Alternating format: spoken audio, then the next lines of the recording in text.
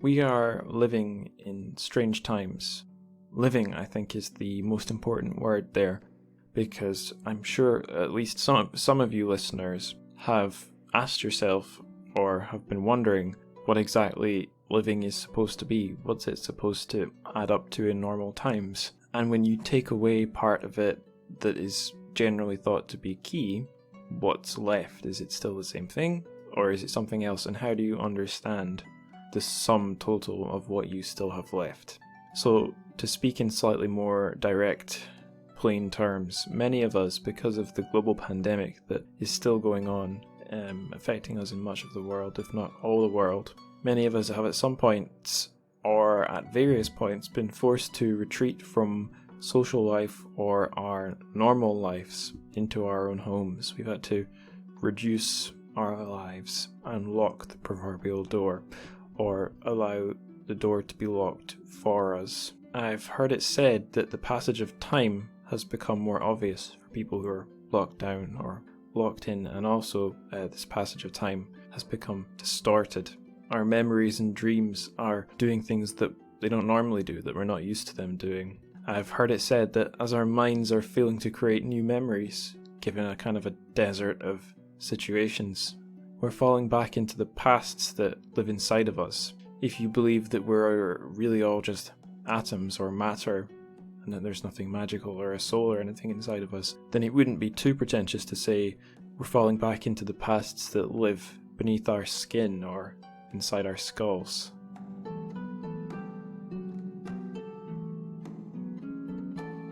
There seems to be a world inside of all of us that's not just our personality or our ideas, but a picture of the past that we're able to, teleport ourselves into, walk through. I'm not sure the best way to say that. But the point I'm trying to get to here is that now might be a very, very good time to pick up Ma Jian's Beijing Coma, especially if you're finding that you have an abundance of time, given that it's a very large book.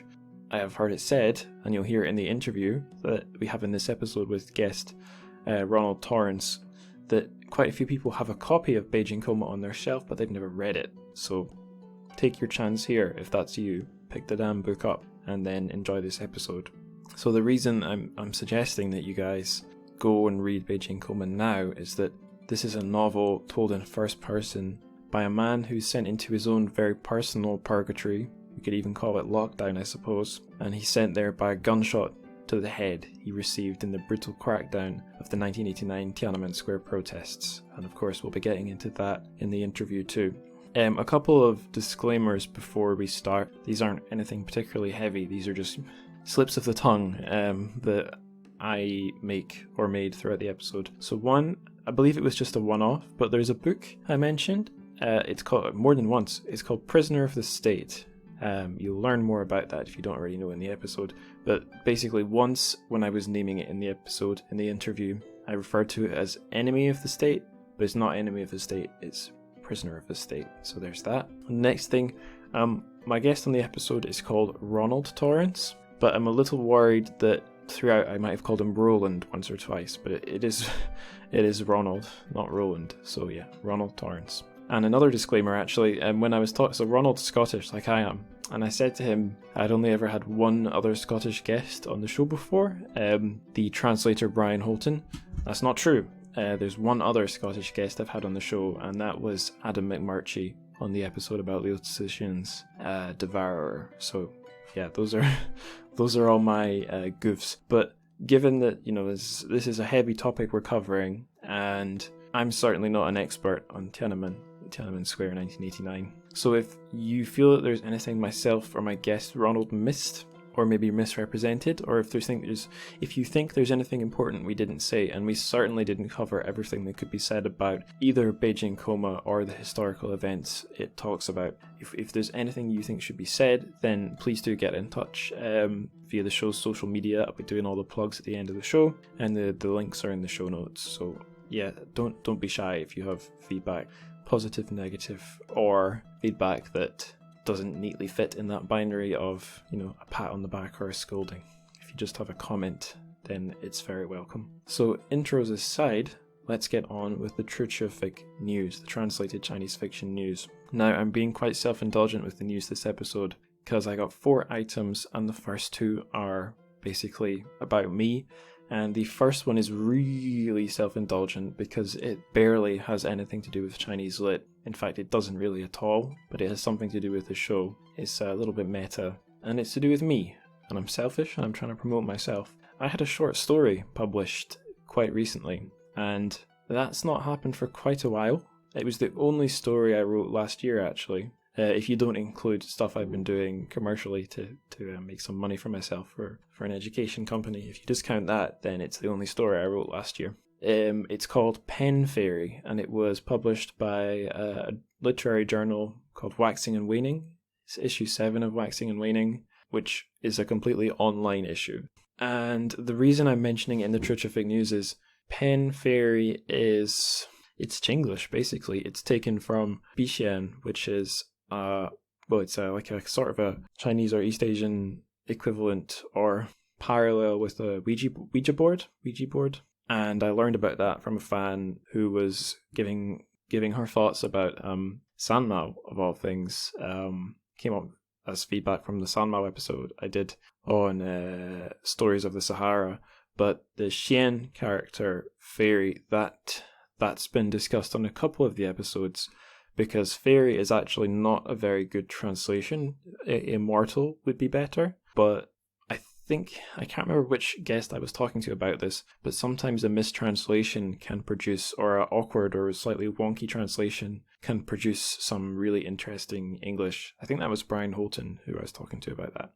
So the game of Pen Fairy, or Bixian, is kind of the event the story hinges on. It makes up the middle section, but I won't say much more than that. It's certainly not trying to be a Chinese story, but without the show I wouldn't have had the inspiration to write it, if that makes sense. So there'll be a link to that in the Trucific News section. Anyway, that was really self-indulgent, so let's keep moving on. The next item of news is also sort of meta. I thought I'd put this in the news rather than in the plugs at the end, because it is kind of news in a way. I'm starting a mailing list for the show. I've got a grand total of 5 people signed up to it so far, so not really anything that would make it worth sending out regular newsletters. But I'm going to set some kind of an arbitrary threshold, maybe like 50 people. If I get 50 sign-ups, I'll start doing newsletters. But I have linked it up with Podbean, so every time a new episode goes out, if I've set it up correctly, an email will be sent out too. But I am hoping to do more with it, but let's see if enough people sign up. If they don't, it's not really worth the time I put in, given that I have a life and a job and freelance work and all sorts of things to be chasing after. So yeah, a link to sign up to that mailing list will also be in the show notes. Okay, now getting on to news about, things not related to myself, escaping the narcissistic bubble, the trap of oneself, which you'll be hearing more about in the show. Some news about other things, and we've got one event, one article. So the event I'm covering in the news today, it's a virtual event. I believe sign-ups are free. It's a Zoom event, and it's free sign-ups. And it's called Lost in Translation, The World of Chinese Literature in English. Former show guest Nikki Harmon is going to be one of the speakers in this event. So I'm just going to read the description of the event, because it's pretty short. This event happens on my birthday, by the way, February 24th. So here's the event's description. Literature is a powerful tool that can help deepen our understanding of China's immense complexity. But who decides what Chinese books get translated? As it turns out, many of China's most popular novels never make it into English at all. When it comes to Chinese literature, more may get lost in translation than meets the eye. On February 24th, 3 of the top Chinese English translators will debate the political and cultural biases that impact the books we get to read. This event is co-presented with Paper Republic, a platform to, you guys should know what Paper Republic is if you've been listening to the show for a while. So yeah, there's that. It's hosted, by the way, by the China Institute. Okay, and the next thing I thought I would plug, it's an article. The atmosphere has become abnormal. Han Chinese views from Xinjiang. And this is an article just giving a sort of a ground eye view of life in Xinjiang from the perspective of Meng Yo, who's an international student from China, who's currently in North America, but went back to see her family in Xinjiang. And she's Han Chinese. So it's her perspective of what she's seeing. And yeah, as you might suspect, some of it's a bit disturbing. This blog post is from a series or a website called The Art of Life in Chinese Central Asia. And I haven't come across this before, but it looks really quite good. So I'm going to read the description of this blog. You guys can see what you think. The Art of Life in Chinese Central Asia is edited by Darren Byler, postdoctoral researcher at the University of Colorado, Boulder, Colorado, I've usually heard that called. Anyway, and he's doing it in collaboration with Uyghur, Han, and Kazakh scholars. In collaboration with Uyghur, Han, and Kazakh writers and other scholars. The site is focused on emerging forms of art and politics in northwest China and Central Asia. Based on years of ethnographic fieldwork in migrant communities of Urumqi, this site exists to provide a decolonial space for Xinjiang artists, filmmakers, writers, musicians, and poets to share what is happening to their homelands. It is here to amplify the stories of migrants who come to city. Either that's a typo or they're being very pretentious. It is here to amplify the stories of migrants who come to the city in search of ways of living otherwise. And the website's URL is actually livingotherwise.com. So pretty cool. And the article is good. So I recommend that. And all my rambling now is done. That's all the intro, the disclaimers, and the terrific news. So next in line is the interview itself with Ronald Torrance on Ma Jian's Beijing Coma. Hope you enjoy. So I'm on the show with Ronald Torrance. It's the second time I've ever had a fellow Scot on the show, so pretty exciting just in and of itself. But we're going to be talking about quite a serious book. It's Beijing Coma by Ma Jian. But before we get to that, hello Ronald. How's it going and what have you been up to lately? Hi Angus, glad to be here. So just now I'm based in Shanghai and have been since summer last year during COVID in China. But prior to that was also in Henan. And at this point last year, actually, I was just coming back from Tibet. So this is the kind of lockdown realization a year later. Right, so Hainan, Tibet and Shanghai, that's quite a trio.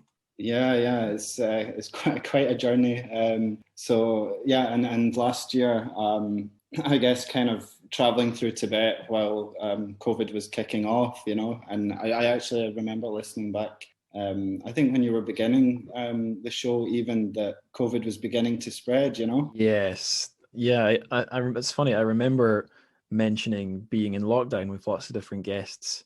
I can't think which episode we were on when COVID was kicking off in Wuhan, but yes, it's eerie, isn't it? All these callbacks to the calm, well, at least from a UK perspective, the calm before the storm, before it spread across the world. Yeah, especially back in Scotland, But I'm sure it will be an oral history project for someone in the future. Weirdly appropriate for this episode, actually, the way history is recorded in culture. Yeah. But before we get all serious and high-minded, can you tell the listeners a wee bit about yourself and what your first contact with Chinese literature or just all things Chinese was? Sure, yeah. So as you say, and probably your listeners could tell by the accent, so I am from Scotland, from Glasgow, so the other side of I think where you are. And I think previously, you referred to another Scottish guest. Was that Brian Holton? That was Brian Holton, yeah. Yeah. So he's Galashiels. So you're kind of doing a good triangle of Scotland there. Yeah, we need to seek out a Highlander next, or an Islander maybe. Yeah, someone from the islands, yeah, for sure. So in terms of my exposure to, I guess, Chinese culture or Chinese literature, so I've started really kind of getting into Chinese literature after I graduated from my undergraduate degree, which was English literature at Strathclyde University. And in the year after that, I moved out to Shanghai. This was back in 2014. Stayed here for a while and picked up some Chinese literature, just having had a general interest in literature and not really ever coming across Chinese authors, Chinese texts, novels, or poetry even. So I remember, it was Zhang Ailing that made such a great impression on me as a reader, picking up something from a culture that I hadn't been exposed to before. And then I don't know, maybe like yourself, you kind of fall down the rabbit hole, right? Because there are so many different connections that you can make to different writers in the Chinese, for want of a better word, canon, right? Yes, yeah. Just when you think you're going to run out of stuff, at least in translation, from my point of view, you find some more. And the more you know, the more it starts to link up. Yeah, or the more you know, the more you don't know. Mm-hmm. Is what I tend to find, the more that you kind of read into something, you think, oh goodness, I don't know anything about that, Yeah, I didn't realize that your undergrad was in English Lit, because mine is too. And Ah, I don't know if your reason for going out to China was the same as mine, but I went out to China. It must have been 2014 or maybe 2015. Academic years confuse me. But I just went out there to be a TEFL teacher because I wanted to do something interesting. And that, that all snowballed into me okay. sitting here doing the podcast. How interesting. It's like, yeah, two parallel lines, because actually, I mean, I'm kind of cheating here because my undergrad degree, the major was English literature, but I did a joint with human resources. Ah, And at the time, I thought the human resources would be the profitable smart. one, Much smarter than me. I did English and film studies and then switched to English and creative writing, and somehow I'm not rolling in money yet. I don't know, are you? Well, I mean, the HR never kind of came through, which was the ironic thing, because I ended up down the, as I said before, the rabbit hole of Chinese literature. So it works in mysterious ways. So yeah, at the start I was out here to do, I was working for a software development company in Shanghai. And that was at the time, that was for a year before I went on to do, I went back to Scotland in 2015 to undertake the master's degree in MLit. And again, it kind of spiraled out of control into a PhD. So that's it. Cool. Right. Okay. So let's stop talking about ourselves and start talking about the man and also the square. So Ma Jian and Tiananmen Square in 1989. I'm guessing just about all of our listeners will know what I'm talking about there. But just in case anyone doesn't, or just in case anyone knows the basics and not the bigger picture, which is probably more than a few people, let's lay it out. So shall we start with Ma Jian? Who is he? What can you tell the listeners? Okay, so I mean, Ma Jian, he was born in Qingdao, which is in Shandong province, in the 50s, so just prior to the Cultural Revolution. Fast forward into the period in which he was becoming active as an artist at first, because when he was younger, he was a painter. He was part of a propaganda arts troupe and worked various kind of side jobs in Beijing. And then moving to Beijing, he moved in 1979 and was publishing in various kind of magazines, underground literary journals, and things like this. But it wasn't until the kind of early 80s that he published the short story collection Stick Out Your Tongue. And this was inspired by his travels through Tibet. And it kind of unfortunately coincided with the government's denouncement of work, which they denounced as bourgeois liberalism. So he was a bourgeois liberal. And then this text, Stick Out Your Tongue, was confiscated, destroyed, and ultimately was the reason for him being banned from the mainland. In publishing, that is, he wasn't out of the country just yet. He wasn't out of the country just yet. Yeah, actually, I wanted to ask you something about Stick Out Your Tongue, because I've not read it, and it came up when we were talking on the old Twitter DMs before. I found, just by happenstance, I don't think I was looking for it, but I found some kind of a Chinese literature sinologist guy, a Western guy, had a blog post up where he was rattling off a kind of a type of Chinese novel from a type of male Chinese writer that he found, I don't know, annoying or didn't like.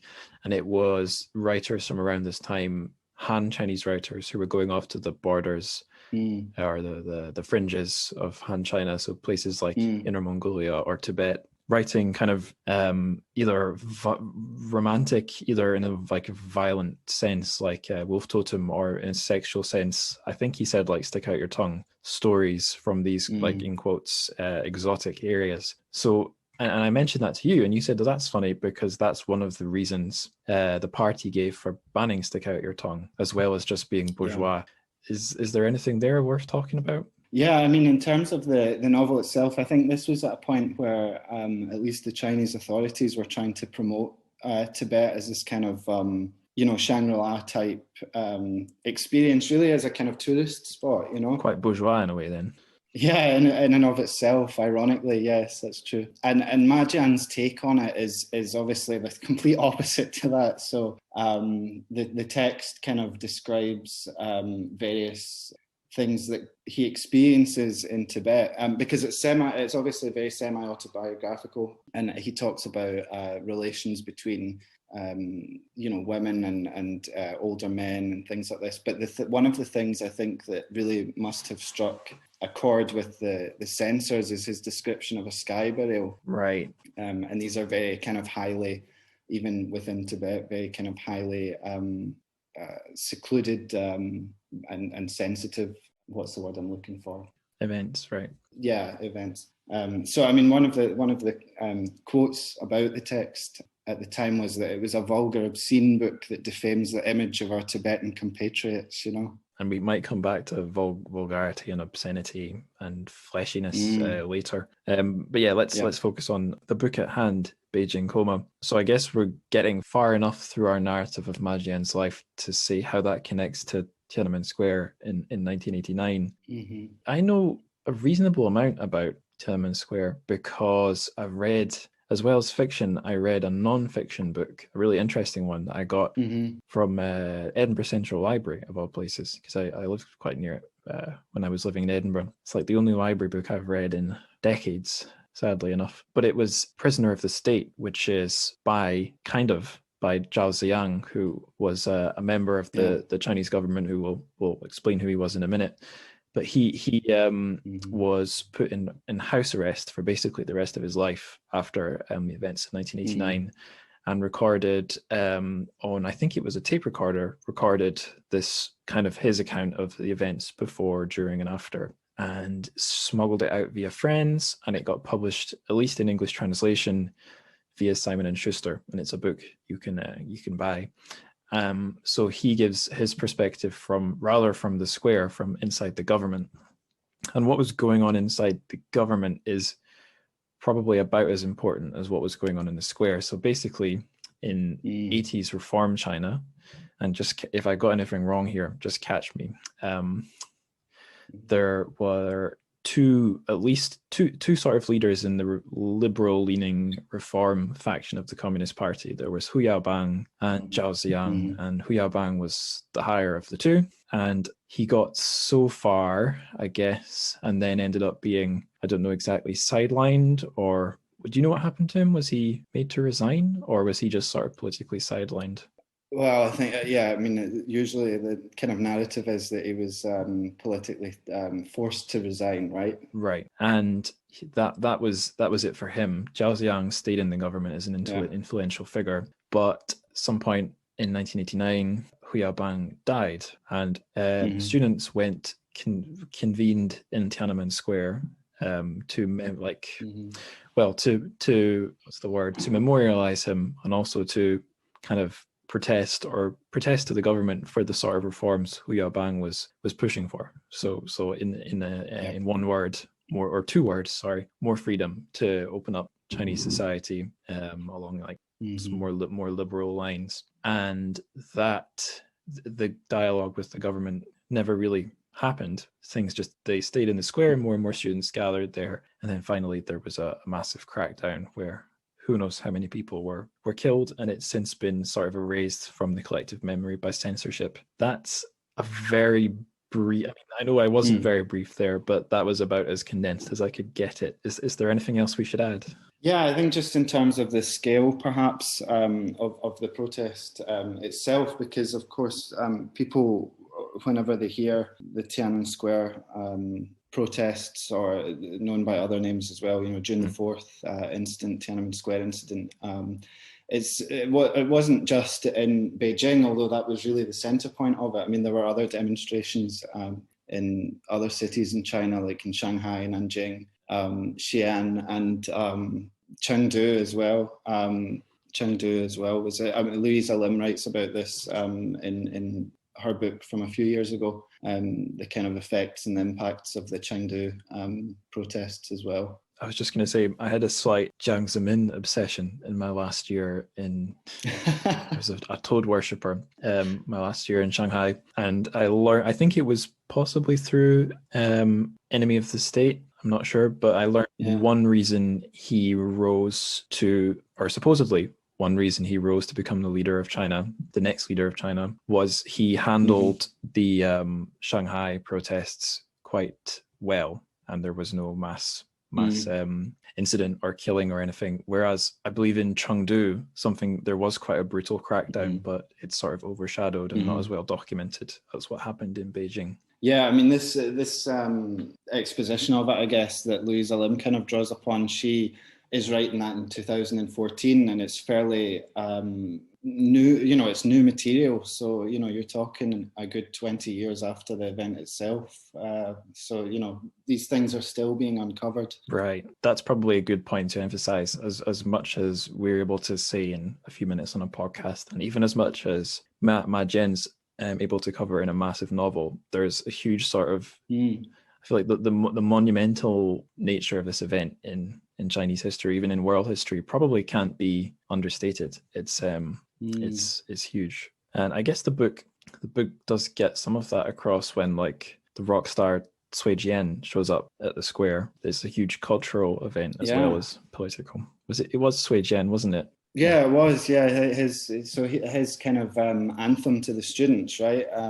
Nothing to my name. Chinese translation of it escapes me a bit, but this was the kind of centerpiece of it, and very kind of interesting that it's highlighted insofar as these kind of student demonstrations always are accompanied by always have a musical accompaniment, right? Right. Yeah. In fact, this isn't the first Tiananmen story I've read. It's the second one that's translated from Chinese. The first one was Bao Shu's story, translated by Ken Liu. English title's really long. What is it? What has Paschal in Kinder Light appear? It's not just about Tiananmen, but it appears.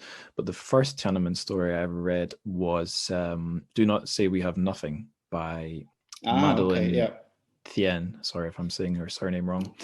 But yeah, the title of that one is a song, but it's not a rock song. It's maybe got more in common with what a lot of the students were singing, which were old socialist and workers and revolutionary songs, which makes things all the more sad that it was a communist party that cracked down on them. But before I get completely miserable, and before the whole podcast becomes about just history, I'll ask you a two-pronged question. Probably with two quite different answers. How did you first learn, when you were probably quite young like me, what were the first instances where you heard about June 4th and Tiananmen Square? And then when were the first instances when you heard about Beijing Coma, if you can remember?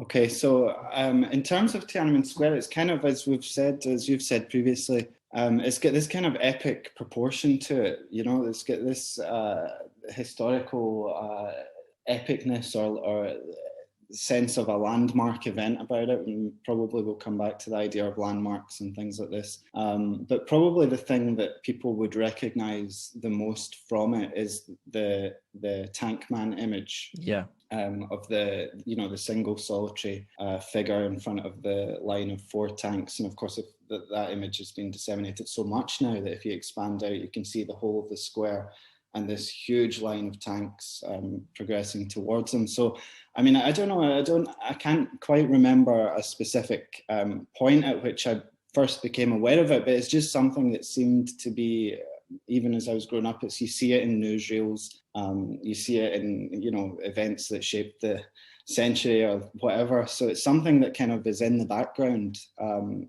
then comes to the focus when you go down the route of learning about history, learning about other countries' histories as well. Yeah, it was in the sort of, like, to my mind anyway, when I was a kid, it was in the sort of collective vague awareness of communist China being a communist, modern China being a communist country. I knew that, the government did something bad at a place called Tiananmen Square. They drove some tanks at some people. I guess they must be bad.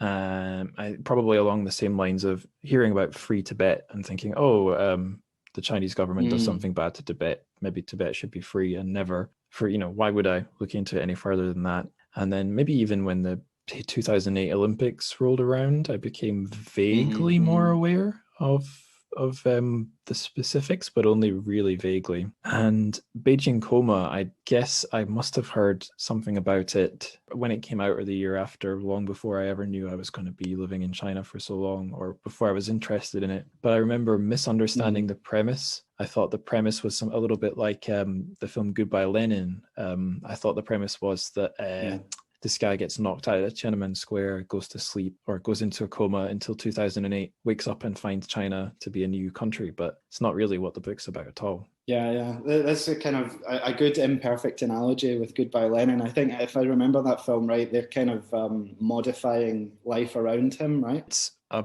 brother and sister who are there. I guess they're like 20 somethings, and they're living with their mother, who's really devoted to the East German regime, like she does. Whatever the equivalent of, I don't know, almost like customer service. If she thinks that the government produced toothbrushes aren't quite up to scratch, she writes into the government, and the government modifies the toothpaste at the toothbrush factory slightly. So she's a real ideologue. But I forget if she goes into a coma or what happens. But basically, the Berlin Wall comes down. East Germany joins modern McDonald's, Burger King, Germany, and they try and hide it from her and keep up. Whilst they're going out and living their lives in the new economy and country, whenever they go home, they have to pretend things are the way they are. And then I think eventually she finds out, and that's the drama. The bubble bursts, right? Yeah, the bubble bursts. The alternate reality can't continue, Yeah. So maybe I'd mixed the two up in my mind, but the premise of Beijing Coma is pretty different. So the sort of premise is that we have this guy called Dai Wei. It's not Dai Wei, isn't it? Dai Wei. Yeah. So he grew up about the same time Ma Jian grew up. He fell in with the sort of activist crowd in 1980s reform and opening era in 1980s China in the university in Beijing. He ends up in the square, in the kind of center of the student movement. And this isn't a spoiler. We know he got shot in the head at some point. We don't know exactly how. And he's been lying in a coma ever since, being cared for by his mother. And most of the novel is him going back through his memories. So we see his memories and we see him recounting the events. And at the same time, in a sort of parallel narrative, we see what's going on around him as his mother tries to care for him and moves him around and falls deeper into poverty.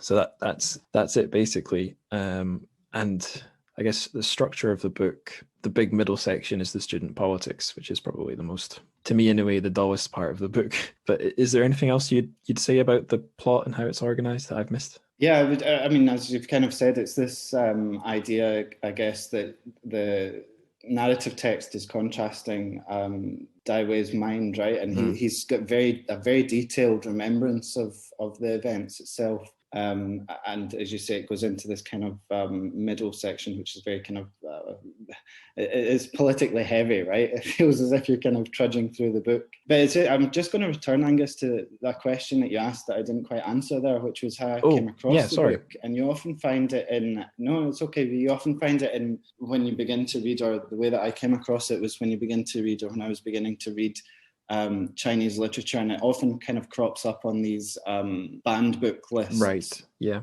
or something that is available mostly, I guess, to Western readers. So there's a point I'm going to make here, but I can't. Well, it just escaped me. Oh give yourself a minute, and then if it comes to you, great. If not, it'll probably come to you later. What was the point I was going to make? No, I'll put a note and I'll come back to it. But yeah, what you've said made me think actually something I was meaning to say. So when I started the podcast, I did not want to dive into sort of like banned in China stuff, like, I don't know, Wild Swans, and this book actually.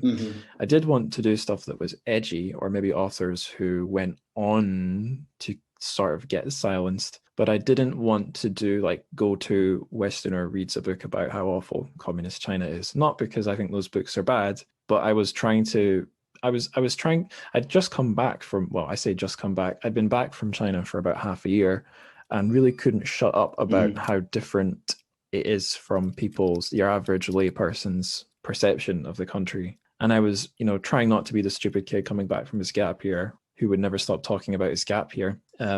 And one way to do that was the podcast. But I feel like now that we're almost 50 episodes in, it's a decent time to to go to the more in quotes obvious choices, the banned in China books, because I would never want to. You're kind of unbearing your trauma, right? You're unbearing your gap year trauma now. More gap, half decade almost, something like 3.5 years. Yeah.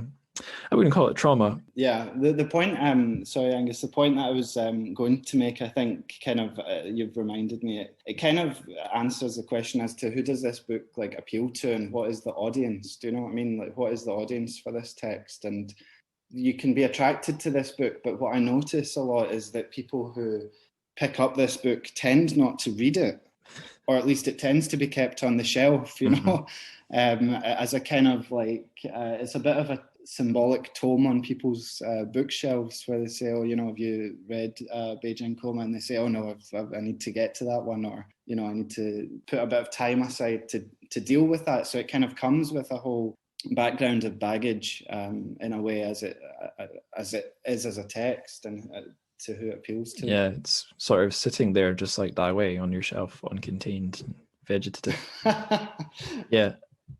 When I picked up the book, so I was I was doing a master's in publishing, and I decided my dissertation was going to be on translated Chinese sci-fi, but with not many clear ideas about what academic reading I could do. I thought, well, I'll buy as many of these, as much translated Chinese fiction as I can on the cheap. And I suppose now that now you've mentioned that, that would explain why such a big book like Beijing Coma was so cheap secondhand. Probably lots of unread copies floating around. But yeah, so I picked that one up. That would have been like, well before the virus.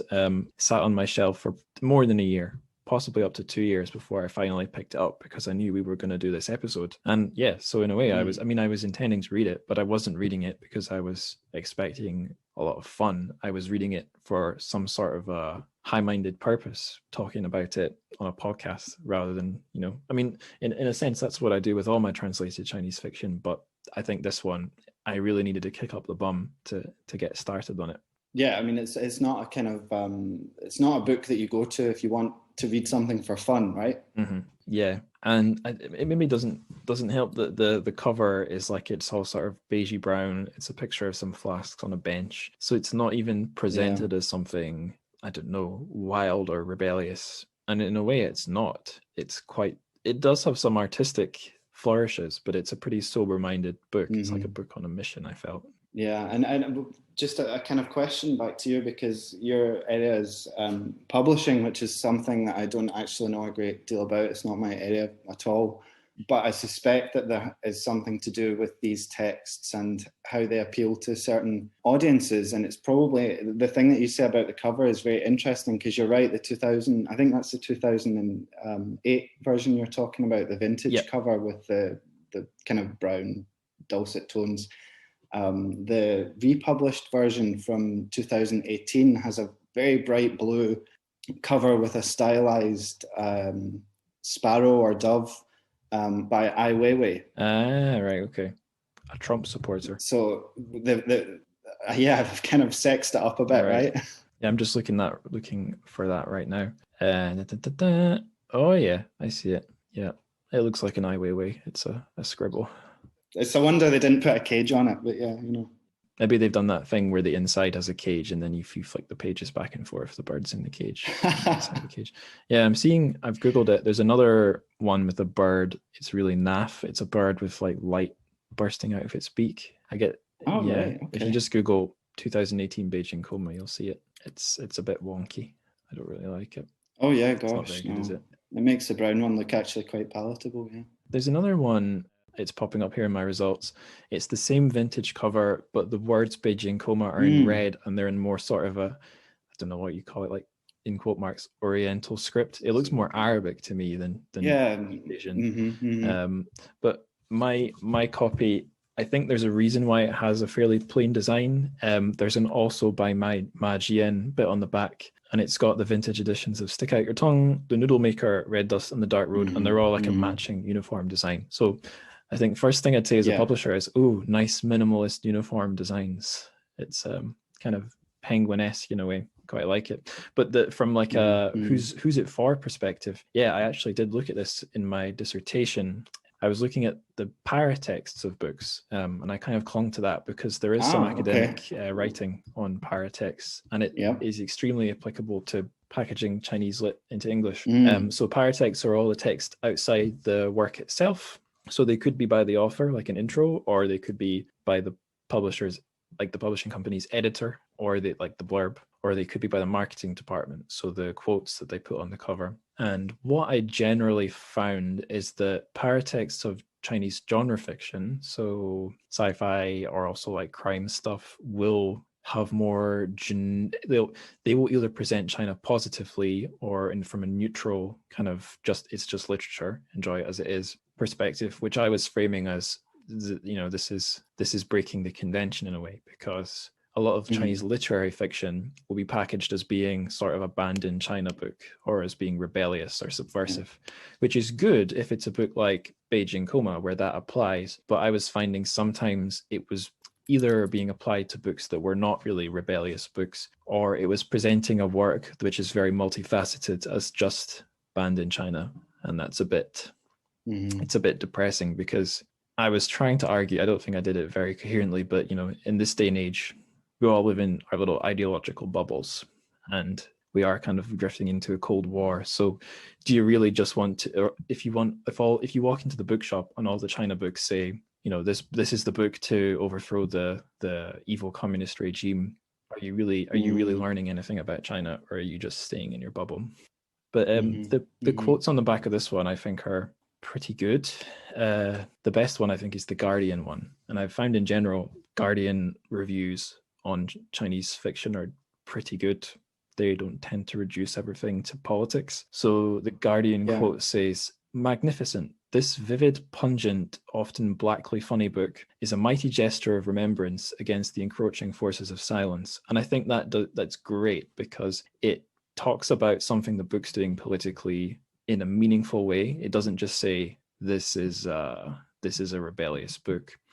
And it also looks at the other literary qualities, the fleshiness, which is right there in the book's Chinese title, Ròu Zhī Tǔ, Land of Flesh, or something like that.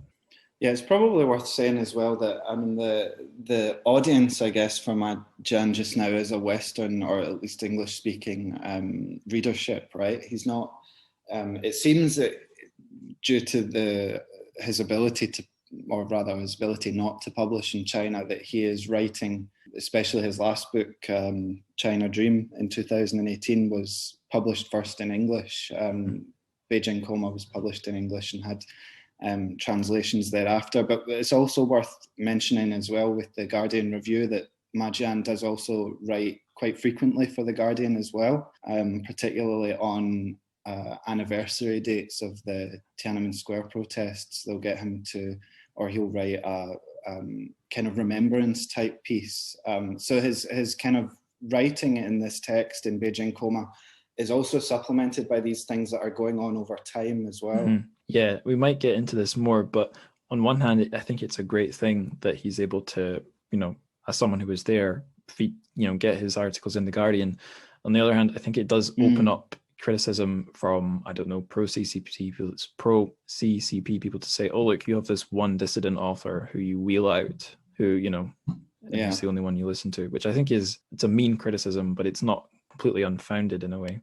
No, I mean, it's not. I don't think it is an unfair criticism, because in my research, I was using Ma Jian in the context of looking at three authors and how they kind of negotiate censorship or literary censorship.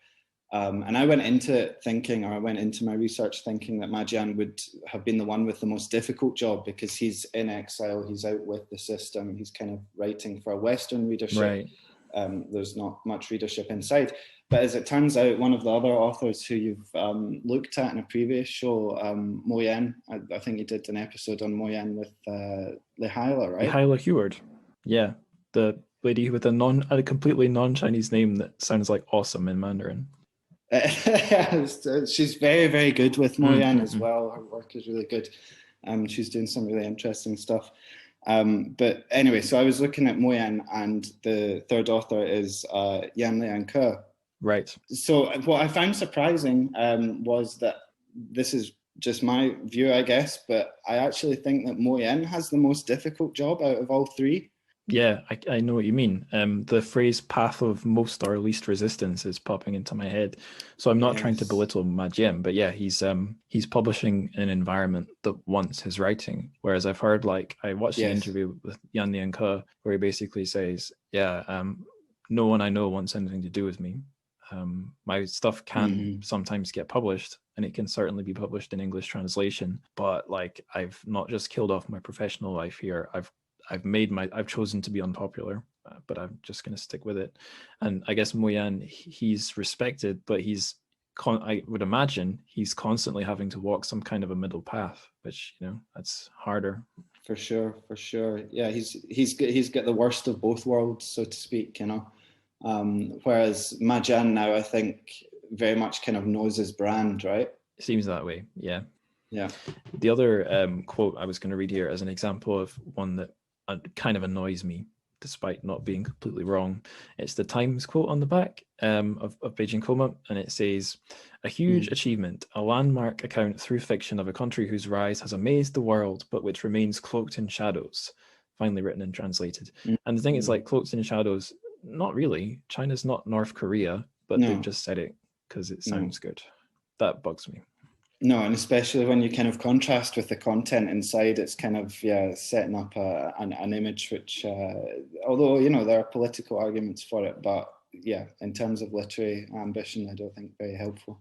Yeah, I mean, modern China, the political system might be opaque, but it's hardly a mysterious hermit kingdom or like a magical land of genies and wizards. It's just a country. Yeah. I think we might be getting slightly ahead of ourselves, getting quite deep. I was hoping to stick to basics, so let's return to the basics. We can go back. Yeah. Let's rewind.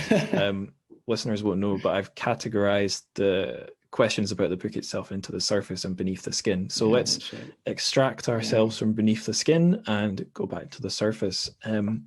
What do you think the book's strengths and weaknesses are? Or to be even more pedestrian, what do you like about it? What do you not like about it? Yeah, so I think one of the things that we've kind of touched on is the kind of length of it, which sounds silly for talking about a novel, narrative text, but I've read as well complaints of the book of people that have reviewed it, saying that it could have done with a good edit, and I think that they're not kind of unfounded criticisms of the text. I mean, it's easy to be kind of critical of a big weighty tome, but it does a lot of things very well too. So, I mean, I guess the thing that it has as its strength is it's a kind of extraordinary example of this alternative narrative from the official narrative in China, right?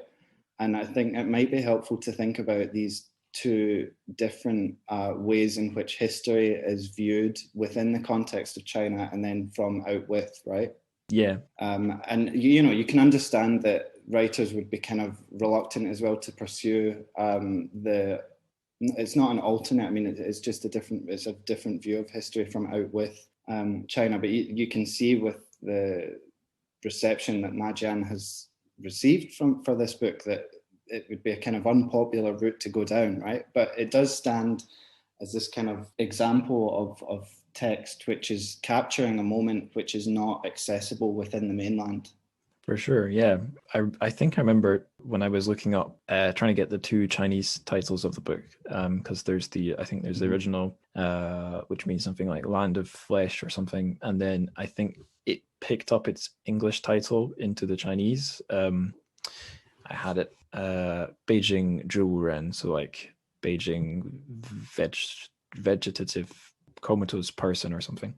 But when I was trying to Google or Baidu search with my very shaky Chinese, I think I was seeing people Googling for like Tiananmen movies or fiction to try and see what's out there. And I think actually some commentary in English mentioned as well. There's a pretty scant scattering of stuff, even in English, but in Chinese as well, that covers it. Because I mean, even if you could, where would you even begin? Like, how the hell would you make a movie about it without doing something disrespectful?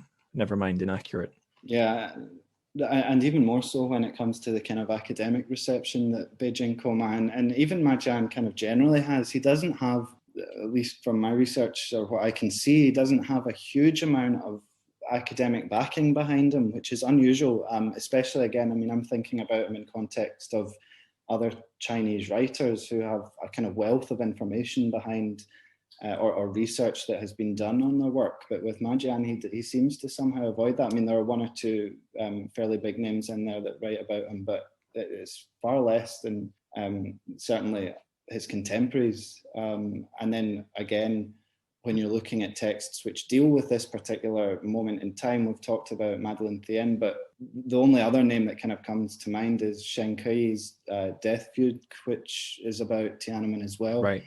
Further to that, it's a kind of off topic. I mean, I think I would need to check the source again, but Yan Lianke was quoted once as saying that he doesn't necessarily want to write a novel about Tiananmen because it's something that would be, that he feels that Western readers would expect from him, you know, so he wants to kind of avoid that. Yeah, it's too obvious in a way. If Yeah. readers want something, well, that's not long and is maybe not what one would expect, that sci-fi story I mentioned, Bao Shu's What Has Partial and Kinder Light Appear, it's a wonderful story, and it's not all about Tiananmen, but listeners, you can read that in Ken Liu's Broken Stars anthology. That's where it's available in print. And yeah, it's not, I don't think it's available online as text anywhere. So that one's really something. And it's written in Chinese, but not published in the mainland, you know, for obvious reasons. But it does some similar things to Beijing Coma, actually. It has some like real, it's an alternative history because time is moving backwards. I should probably say that. I don't know, because some things go in normal forwards time, other things go backwards. It's confusing. Yeah, I mean, but the novel itself is confusing. It's a kind of, it plays about with time and space and place as well, right? So it's not, you're never kind of exactly clear where you are in the text, and that's also complicated by the kind of narrative that's going on with the main character Dai Wei when he's in the coma, because also for him, he's the narrative voice, so you're seeing it through the perspective of someone in a coma as well, you know. So what Ma Jian's doing here is he's playing about very cleverly with ideas of like memory and who remembers events and how are they remembered, where, you know, what do places look like, and then what happens when they change, right? Yes, going back to strengths and weaknesses of the book, one of the bits where I really felt like it was a literary book as well as a political book was towards the end, when things take a little bit of a mystical bent, and Dai Wei is thinking about how you can understand your life, and he said, I don't have a quote, but the writer Ma Jian through Dai Wei says something like, the only way to understand life and time is to go backwards through it. That's the only way you can get a full perspective. But living people can't do that. They're too caught up in the mundane world. They can only go slowly forwards towards their own deaths. But Dai Wei is, in a way, he's the lucky one because he's shut off from the world. All he's got is memory, and he's able to use memory to travel backwards through time. So that is a really weird parallel, actually, to Bao Shu's story, now you mention it. But the thing I was going to mention is Bao Shu does a similar thing. He has real characters from the events feature. So, oh no, who there was that dissident intellectual who passed away of cancer a few years ago. Liu Xiaobo. Yes, Liu Xiaobo is a sort of a side character there, just like in Beijing Coma, where you have Cui Jian and you have all the different figures from the government being name dropped very regularly. Rewinding again, we're starting to get all deep again. Let's go back to another question I've got here on my piece of paper. What do you think of the book as a political act? I guess we've covered that a bit already. And B, as a landmark work, in quote. Yeah, so I think in terms of a political act, I mean, how do you write about this event without being political, given the context? That's not to say that any reference to Tiananmen is in and of itself a political act, but when you are writing about the events in the square with such visceral kind of realness that Ma Jian approaches this subject with, it's difficult not to see it as a political act, and it's of course reinforced by his not continuation, that's the wrong word, but it's reinforced by the things that he has written since the publication of the book, and the position that he now takes in exile, and maybe kind of get onto that as well. But it seems that, the argument would be that even if it wasn't considered a political act and just a literary novel, then the author himself has kind of asserted it as a political text or as a political act against a country from which he is now not part of, either through force or by choice, right? Mm-hmm. And how about I guess we've talked about this a bit, but as a landmark in literary history, because I'm just thinking this one came out, it was around the time of the Beijing Olympics, or certainly when China was in, yes, here we go, first published in Great Britain in 2008 by Chatto and Windus, and then this vintage edition, or vintage, took it on in 2009, and then the edition I'm holding is 2014. So, I mean, 2008, 9, 2 to 10, that was when I think maybe this has continued since, but that's sort of when China entered, at least in the UK, I think, people's modern China. It was a regular appearance in the news, and that's when Beijing Coma surfaced as well. So do you have any thoughts on the book as a landmark? Yeah, I mean, it's one of these texts that's often kind of considered a landmark novel. I mean, there are different ways to look at this, because what you say is right, and it strikes me as well. I hadn't actually really thought about the coincidence, or maybe not coincidence, of the date 2008 with the Olympic Games. What's interesting with Ma Jian's, and the reason that it makes that interesting, I think, is that Ma Jian's work, the way in which it is translated, is slightly different. You can correct me if I'm wrong here, but slightly different from most Chinese literature that is translated, whereby it's usually written in Chinese and then translated maybe on average kind of 3-4 years later. Ma Jian's translator is his partner, so it kind of comes out, it's maybe he writes in Chinese, but the English kind of comes out right on date as such. In other words, the intended publication date is 2008 for this text, right? So it's very topical that it would be published in a year that the Olympic Games is kind of again reopening for China. And there's another discussion to be had about the kind of impacts of the Olympic Games and what that did. And geographically, Tiananmen Square was very important for that, for the kind of opening of it, and the media attention that was again refocused onto Tiananmen Square itself. Two things I can think of saying here. One's about Tiananmen. So a thing I didn't learn until having lived in China for a wee while, I guess, is that maybe as a Westerner, if you say Tiananmen Square, your mind jumps to the 1989. But for someone inside the PRC, the square has all sorts of other, whether or not they know about what happened there, because we might get onto this, so many people our age don't really know. The square has all sorts of other significant meanings, because it was in the Mao era, it was a rallying point. Long before Mao, the May the 4th movement gathered on Tiananmen Square at least once, I think. So it's been a place for events, be they political or apolitical, for donkeys, for ages. So it's a hugely, even without the protests and the crackdown, it's a really significant place. I just felt I should mention that, because it'd be weird if we didn't. But the thing about the Olympics that springs to my mind is that it's kind of how the book ends. The book ends with Beijing being cleared out and prepared for the Olympics, and I think Ma Jian says it fairly directly that even in the international memory, Tiananmen has faded. Western companies are all too eager to rush back into China after whatever the minimum amount of protest is expected. They rush back in to do their business and make money. And now we live in a world where modern China, not shockingly, because its population is massive, and it had been in a weakened, insignificant China in history is not the norm. The norm is that it is a really important place in the world. But we've returned to that now. It's a part of the world that can't be ignored. And as we've learned, thanks to Donald Trump, it's insane to try and disengage with a country that makes everyone's stuff and is home to a sizable slice of the world's population. So it's a thing you can no longer ignore. And I think the Olympics was in the historical timeline was maybe that landmark. So I think, to my mind, the book pairs with the Olympics really pertinently. Yeah, it's a good kind of analysis of it, and in fact, it also kind of highlights again why it's a landmark novel, because it exists again as a memory of that time, right? But I mean, Tiananmen Square itself is a landmark by definition in Beijing. It's at the center of Beijing.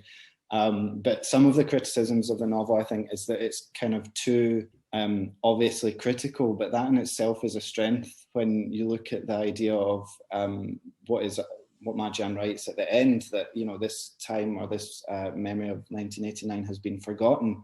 Well, what the work does as a literary text is to reassert that memory, right? Or to at least give a narrative voice, some kind of literary voice behind the experience of the student protesters of that time.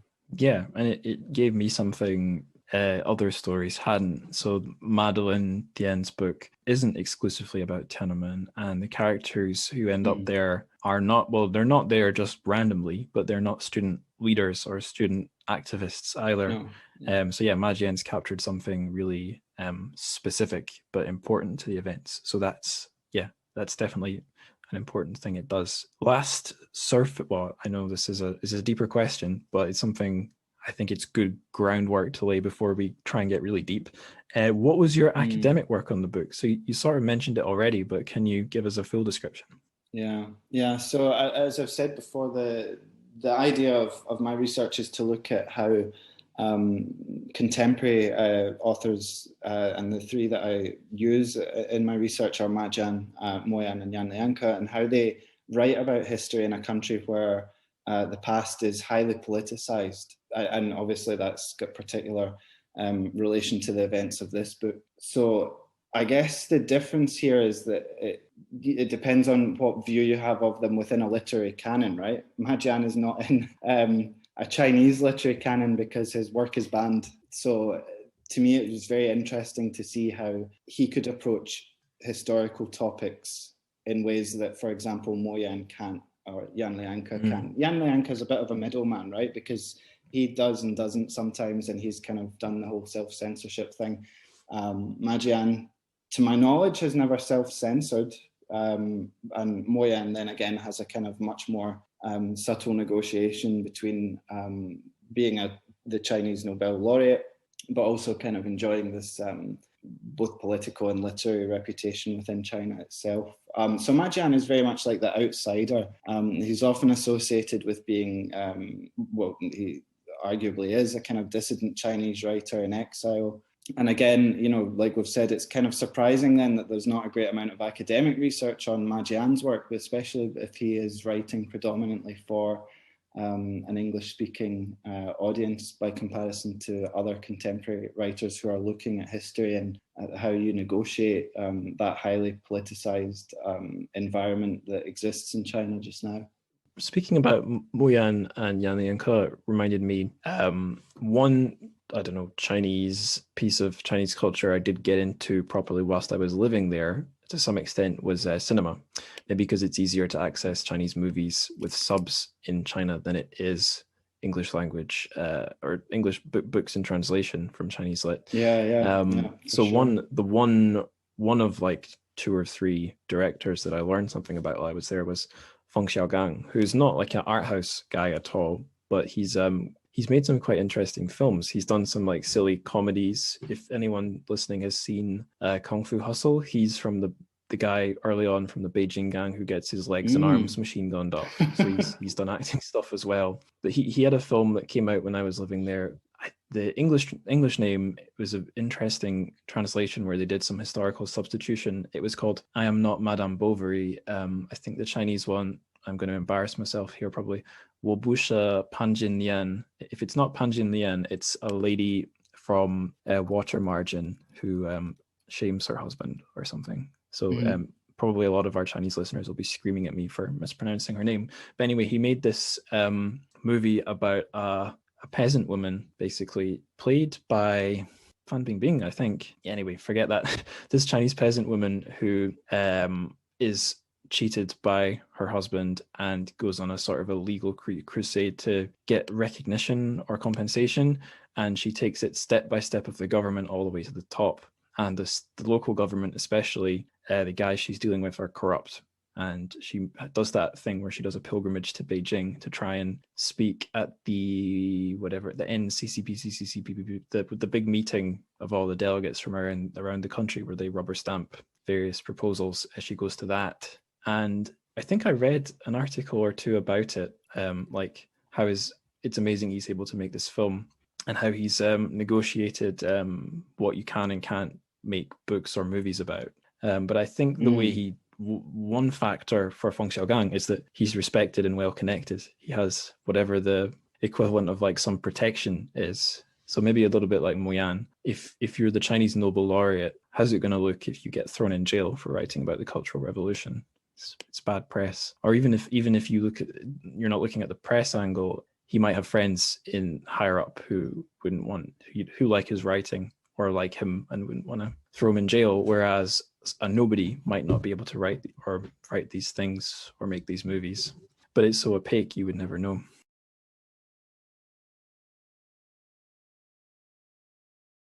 So we've completed our surface skin level questions. Now we're going to start firing some neurons because we've got our blood is now flowing through our static comatose arteries, yes. Seated in a nice comfy computer chair arteries, and it's time to get the brain activated. So actually I'm going to throw in a question here because I've realized I haven't asked you this one, and it is a very superficial question. Do you think that I kept wondering, there were these little italic sections that separated the breaks in the narrative, which were some of the best stuff, actually. I should have put this in my plan. I'm going to flick through the book and I'm going to read the first one I find because they're almost all fantastic. And of course, now that I'm flicking through, I'm not seeing one. Here we go. There are no blue skies now, no bright universes. All the exits are blocked. A lot of them are a bit more meaty. Here we go. Here's one. Seeds of heartache buried deep in your flesh begin to shift into your arteries and veins. And a lot of these seem to be teasing that his body might be reactivating or healing. Either parts of his organs or his tubes, his arteries or something else would start to operate, or things would start to flow, or parts of his brain would switch on again. And I felt like if there was one thing that was keeping me reading, it wasn't so much the plot as wanting to know if he was going to wake up. So I want to ask, as a reader, if you ever raced through the pages, was it because you thought he was about to wake up into modern China? Yeah, it's kind of interesting. I mean, that was a throwaway comment about the comatose arteries, but actually, as you read that, you even, I think, quoted it again. So this idea that, and again, it's the conceit of the novel, is that he is still functioning. I mean, he's comatose. He's out of the game, for want of a better phrase, but he's still cognizant to a certain extent. There is an element that you are wondering if he's going to wake up, but these italicized sections are much more kind of almost literary metaphorical, right? I mean, and you get the idea, dreamlike, right? Yeah.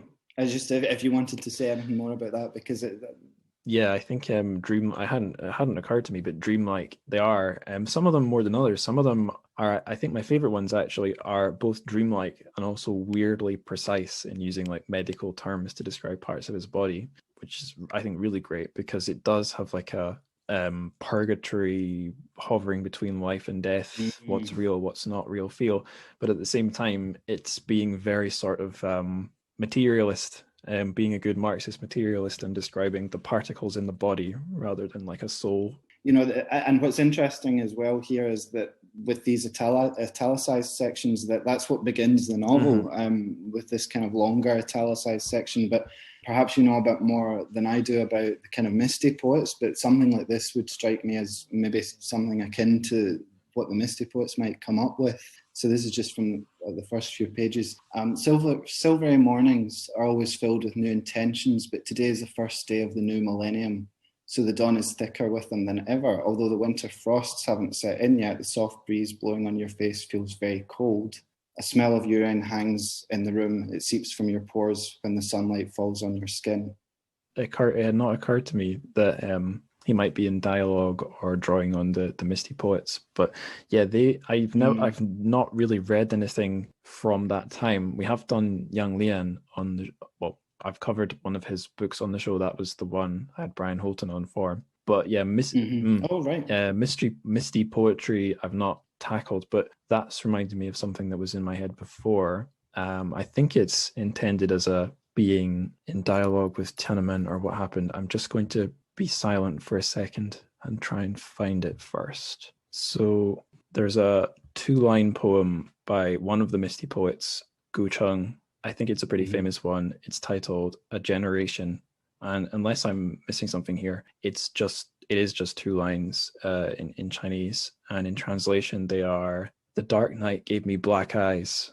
I used them to look for light." And that's like a weirdly accurate description of Beijing Coma, because the guys being present at Tiananmen and being there as a student activist got him shot. It removed his I guess his ability to like be in society and be in the world, but he's still got all of his senses except sight. Sight's the thing he doesn't have. Although I don't know if that's just because his eyes are shut, not because they don't work. And when I was frantically googling that. Listeners won't have heard that part because I will have edited it out. But the first place where I was easily able to get this poem was an article about the umbrella movement in Hong Kong, and the article is actually the umbrella movement's poignant final message. So, I mean, I don't know how much these two things will be compared in the years to come, but I think there's something of a parallel there, because although the umbrella movement, thank God, was never like brutally massacred, it was it has sort of proved to be a failed protest or a failed dream. Yeah, and this is an interesting question also about whether Tiananmen failed or not, I guess, you know, I mean, because this novel, I guess the conclusion is not that clear. Right. At least to me. I don't know if you think that the novel actually says whether or not it failed or not. I mean, historically, I guess if you look at it from a political perspective, there are obvious arguments for a failure of it. There's victories in terms of power, and then there's moral victories. And yeah, I would say, like, if I had to come down on a side, I'd say, yeah, it was a failure, because they didn't get freedom and they were treated horribly. But if you're looking for a moral victor and a moral loser, then the Chinese government is definitely the moral loser, and they must know it, because they didn't dare do that again in Hong Kong. I think exactly because they knew it would be the bad PR that would finish them off. Especially now that you've got the internet, you can't, you know, it's not just international film crews with film cameras. It would be people with their phones. Yeah, and one thing we've kind of, I know that we've talked about censorship, but we've not kind of squared in on it. But there was a very interesting article, I think it was in the New York Times, although I can't recall the writer. And it seemed so, when I read it, it seemed so obvious, but it was something that I hadn't thought about before. And this writer had managed to get access to, it must have been the kind of upper echelons of the kind of censorship apparatus. And she was describing how even within the Chinese government, these, you know, kind of government workers are taught what to censor, right? So they're taught about, very selectively, of course, but they're taught about Tiananmen, or for example, Liu Xiaobo and the empty chair, you know, to censor this image because it has political connotations in the public sphere. I don't know if you heard about this. There was some kind of a government acknowledgement of it. It was, I don't know if it was accidental or not. So I know about this because I went through a phase of listening to a podcast by a publication called The Diplomat, because I think I was tuning in mostly for updates on what was going on between North Korea and the US, or Donald Trump and Kim Jong-un, because that was scaring me quite a lot. So their big their equivalent of book fairs would be international diplomatic summits, and there was one, I think it was held in Singapore. I could be wrong. That's right. Yeah. And Xi Jinping did not show up, and that was read as sort of as political messaging that if you're, you know, to Donald Trump and his administration, basically sort of a thumbing their nose. So it was just some guy high up in the Chinese armed forces who was representing China, and someone threw a question at him about Tiananmen, and rather than ignoring it, which is the standard, I don't know, response or party line or something, he said, history has proven that the Chinese government made the right decision. So whatever you think of what he said is one thing, but the really major thing that I think Ankit Panda, was one of the podcast hosts, the thing he pointed out is that was actually a government representative acknowledging that it happened, which is significant in itself. Yeah, this was Wei Fenghe. He was the defense minister at the time, and at least I think at the time. And said that. But the interesting thing about the quotation is he said also that there was a conclusion to that incident. So it had, it was done and dusted. It does not need to be gone back to or reiterated. We move on from it, right? Which is exactly the opposite of what Ma Jian is doing with Beijing Coma, with it being a literary text, and what he's continued to do with his publications since. Yeah, I mean, maybe I'm showing my bias here, but so much of this just makes me think of that that frequently memed sketch from the Mitchell and Webb sketch show with the two guys in the Nazi uniforms, and one of them looks at the other and says, "It's like skulls in our uniforms, and we're all in black. Are we the baddies?" Like the guy saying, "Look, shut up, stop talking about the massive crackdown." I mean, does he? What's his point of view on the whole thing? Does he really believe what he's saying? It's hard to know. Which is interesting though as well, because comedy or humor is often a method or genre by which people can kind of bypass the censors as well. And Beijing Coma is not an example of it, but Ma Jian's other work is. And I think that it's a comment that is often leveled at Beijing Coma, is that it's not kind of satirical in the style that his other texts are. So for example, China Dream, which is his most recent one, 2018, is much more satirical, and also kind of verges on elements of science fiction insofar as the main character is trying to come up with this microchip device that will, penetrate the brain and allow the government to control what you're thinking, kind of dystopian Huxley-esque type stuff. Actually, that was the thing in the film I mentioned, I'm Not Madame Bovary. So it's totally not banned in China at all, and it's kosher in the corruption it deals with is with local level officials, which was being discussed a lot in Chinese media and stuff, because it was part of Xi Jinping's anti-corruption drive. But the lower level officials who are corrupt are treated comically quite often. They're not particularly threatening bad guys. They're kind of foolish, and they are whiny, and they do stupid stuff. And it was very subtle humor. It wasn't what I was expecting. It was like the sort of thing where if you're not really paying attention, you wouldn't get the joke, or it's not laugh out loud humor. But I think it's worth to say that humor does have its place when it comes to this stuff. Anyway, I said we were going to talk about this section of questions I've laid out, and then I threw in a little sneaky question, and we're still talking about it. So let's keep the ball rolling. It's fair enough. On a book that talks about comas, I think we can be forgiven for kind of going off on tangents. I think it's okay. It was my brain did it. It wasn't me. So a thing that I gripe about Chinese literature that I've encountered reading so much of it in translation, and which I would tend to agree with myself, is that one of the cliches in prestigious Chinese lit, both in and out of translation, is this one kind of very worthy novel, which tends to be a doorstop novel, so very long, could be much shorter, doesn't have to be so long, by a male writer who tend to be older. I guess Ma Jian is older now. Maybe he wasn't wasn't so old when he was writing Beijing Coma. Yeah, he was born in 53, right. But yeah. So an older male writer who's written this big realist novel which goes through the steps of traumatic parts of modern China's history. And this might sound like a banned in China book, but actually no, you could do this in China. There's plenty of traumatic steps it's okay to talk about.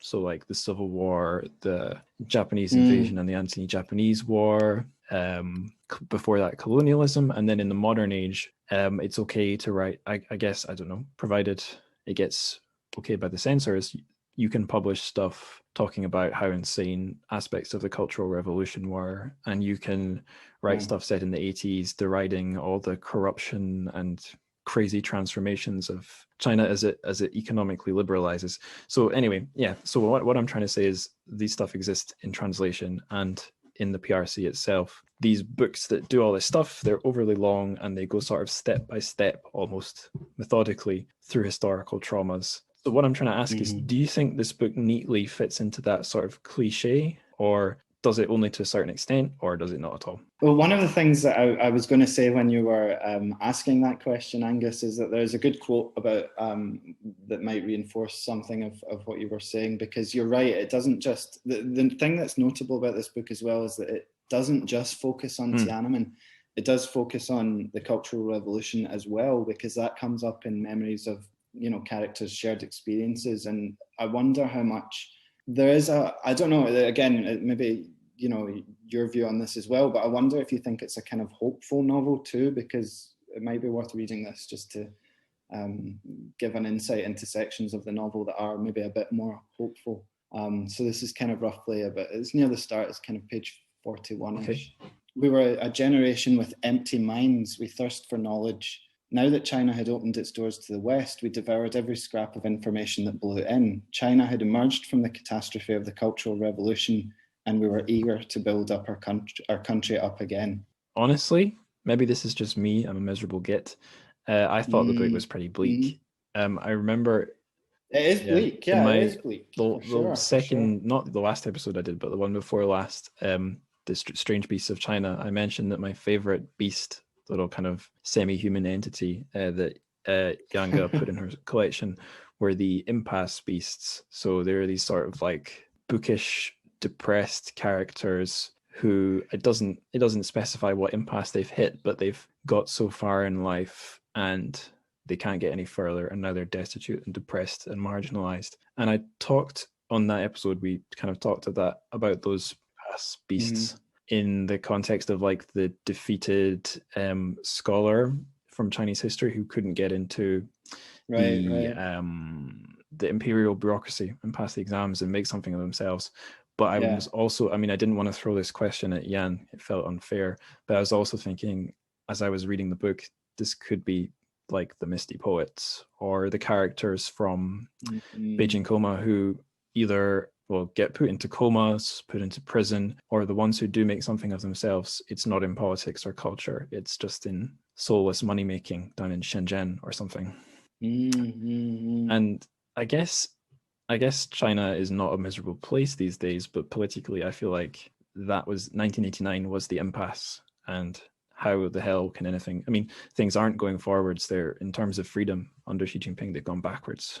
I mean, the point that you raise is a good one. I would have said that I wonder if that's a kind of East Coast kind of mentality to choose the kind of the impasse beast, right? Do you mean Scottish East Coast maybe or not. Chinese? Yeah, maybe it's I don't know. Are we a positive kind of breed of people generally? But no, I mean the point is good because what you're saying here is the concern here. Then when you scope out of the novel, so take away to a certain extent the politics of it for a moment. The direction in which China is going at this point is becoming the kind of, I guess, commercial, industrial, even like power hub, and maybe again it's something that Ma Jian is actually critiquing here, that if, to go back to your earlier point, we're expecting Dai Wei to wake up, maybe he's going to wake up in an environment which is actually worse than the one that he was in the long term, in the long view of history.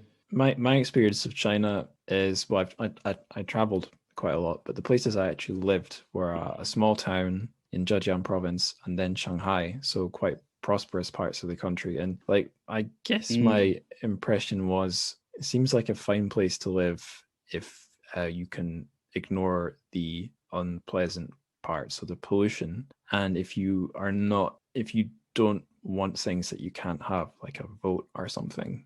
So I guess someone like Dai Wei would be like, yeah, this sucks. My dreams of reform are gone. But maybe someone my age who didn't want any of the things Dai Wei wanted, they'd probably have maybe they wouldn't. Perhaps they would be significantly richer, and they'd have, just like people in this country, like compare me with my own parents who, or your average person from my parents' generation, they lived in a much more social democratic UK. So even if they didn't have the nice gadgets people my generation had, they had a security that me and people younger than me aren't going to have. So I think my view, my thinking on whether your life is better, I'd maybe be a little bit on the side of the bullish Chinese nationalist who would say your quality of life is not dictated by your level of freedom. Those are kind of two different things. But yeah, and it's a kind of political negotiation, isn't it? Because I think people will. China is a country in which you have this kind of rising expectation, right? And that's the negotiation that you have with the style of government which exists here. But when that's not met, that negotiation deteriorates. And I'm not arguing that there will be a point where it fails, because many people argue these things and usually they don't turn out to be correct. But it's a consideration. Do you know what I mean? It's a consideration as to there has to be some kind of point at which that is at least reckoned with. For sure. Just now, and just more of a comment than an observation. Yeah. Well, no, I think you can be wrong 100 times and still be right eventually. Like, yeah. That's a good motto to go by. Yeah. It's true. I mean, how many times did we read that eventually a superbug is going to spring up and ravage the world? I mean, and it's happened. It has literally happened. A huge amount of the world has been put into lockdown. Hundreds of thousands of people have died. And we thought it couldn't happen, and it did. Bird flu, avian flu could blow up. There can be more superbugs. In school, I remember in biology class, they told us the more we use antibiotics, the more diseases will become resistant to them. If I'd said in 5 years, the overuse of antibiotics will create a superbug, I would have been wrong. But if I keep making that prediction, I'll probably eventually be right. If someone had been saying, in the next 5 years, the world will be destroyed by climate change, they only need to be right once eventually. So I don't know, there's the Gordon Changs of the world who are saying, China's going to collapse and there'll be a revolution next year or whatever. I suppose to try and put a date on it is clownish, but to make a reasonable evidence-based prediction, no one could call you stupid for that. Yeah, and again, it goes back to, to return to the text a bit, it depends on the perspective that you're viewing it from. I mean, I think when you approach a book like Beijing Coma, and there are other kind of Tiananmen-centered books or 1989-centered books, like, as I've said before, Shen Kai's one kind of comes to mind. He's obviously writing from a very different position, or even for frame of mind. This is not someone who is complimentary of his home country, whether he's exiled from it or not. So there will be a particularly critical slant that might not be evident in other authors' works. Right. Okay. At least vocally, yeah. Getting away from politics and predictions of doom, let's go on to, everything else literature can do. So we mentioned a bit before how the book has reflections on time, memory, life, death, and how we could try and relate that to politics. I guess we have, talking about the future and the past. How we could relate that to Chinese politics. But politics in general, I think I had a go at that, relating it to generations of political change in the UK or other countries. I'm not sure how much more I could say about that. But the thing I really wanted to say is how the reflections on being unable to create new experiences and falling into memory are eerily similar to at least my experience being in lockdown. Probably this is a really different story for you because you're living in China. Did you end up stuck in a room or a flat for any length of time recently? Not recently. It's a very good question, because it's kind of highlighting this idea that we're coming at the topic from very different points of view. My experience of lockdown at the beginning of the COVID spread was probably this time last year. So I remember I came back. I know it doesn't kind of, it's strange. It doesn't strike me the same way, which, maybe that reaction is fair. But I remember when I came back, so as I said, maybe at the beginning, I had come back from Tibet and traveling around Southeast Asia as well. And at that point, I had to make a decision to either go back to Scotland or to come back to China. And my view at the time was not to go back to Scotland, was to return here.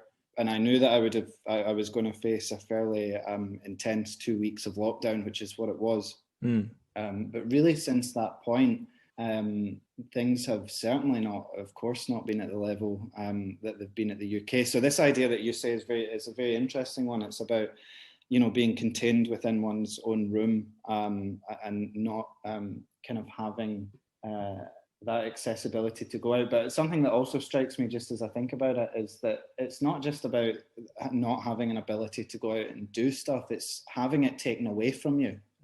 So there's this kind of element that, previously you could, right? And now you can't. Whereas if you couldn't before, say hypothetically, if you couldn't before, you don't miss it, but now you can't. You miss what you now don't have. It's a lost future. A thing that occurs to me now. So Dai Wei knows that if he wakes up, he's going to be waking up into somewhere less than ideal. And I think the elephant in the room in the UK, where we've been in lockdown for so long, is not just how dire is our situation now, but if it should, well, I think there's a word, normality is not coming back. When the virus is gone, what are we going to be waking up into? Probably nothing so fun, nothing that fun, which, speaking of 2007 and 2008, and that might have been the Chinese Olympics, but here in the UK, that was another catastrophe. That was the financial collapse. Yeah. And that feels like... That's right, yeah. I mean, maybe the economy did recover from that, but I feel like the ramifications of that never really healed. I mean, we've got Boris Johnson as Prime Minister. Things aren't...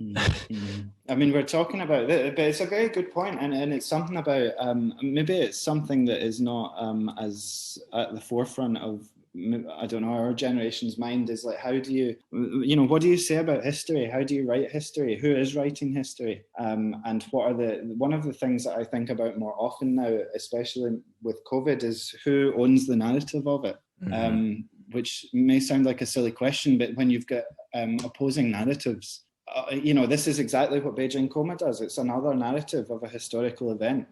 So at the end of the day, whose narrative is the one that comes up on top? Because there are very dangerous routes that narrative, in my view, could go down, or ones where there's a more kind of shared understanding of it completely. And that's an open question, because obviously the history has not concluded yet insofar as COVID, but it's something that's maybe worth thinking about, is who is directing the course of the narrative of it. I remember a few years back, there was a bit of a trend of books from people who'd worked in the NHS, sort of telling their stories. I can imagine those might be making a comeback. Yeah, and certainly they're kind of popular over here. I couldn't name you any names, unfortunately, but I recently went to one of these new bookshops that pops up in Shanghai now and then, and they've got a whole section on pandemic literature, with all these kind of covers with people with masks on them, so it's another genre that people might be studying in future. Right. Well, there's a point about who controls the narrative, because I'd imagine, based on what I've seen in Western media, again, to kind of take the point of view of some of the more nationalist Chinese friends I had, the Western media doesn't tell you the truth about China, it only focuses on the negative. Well, to some extent they're right, because if I was basing my assumptions on things I'd read about the pandemic in China here, I would maybe be working on the assumption that you just couldn't talk about what had gone on inside the health service. Everything's censored and controlled. But probably, based on my experience living in China, the reality is plenty of things are not censored. The country is definitely not under control. It's quite a chaotic place in so many ways, but plenty of things can be read about and bought and sold. You just have to be aware that the invisible hand of censorship's always there. But that doesn't mean you're not going. It doesn't mean there can't be a pandemic section in the bookshop, for example. Yeah, exactly. And a kind of interesting point, just to follow that up, is I can't remember the name. I think it was Fang with Wuhan Diary. Yeah. So I didn't quite follow that, but I knew of it. I knew that she had written this almost, I guess, kind of life writing-y type text about the initial outbreak from Wuhan, and then somehow fell foul. Yes. So you're right. It kind of does exist, and then sometimes doesn't, but then also happens through different things as well. You mentioned Fan Bingbing earlier in the I Am Not Madame Bovary, who also fell foul, but not through any censorship or anything like that. It's just because she was avoiding paying tax. So, these things happen just as equally back home as well. Yeah, shed a tear for all rich tax dodgers.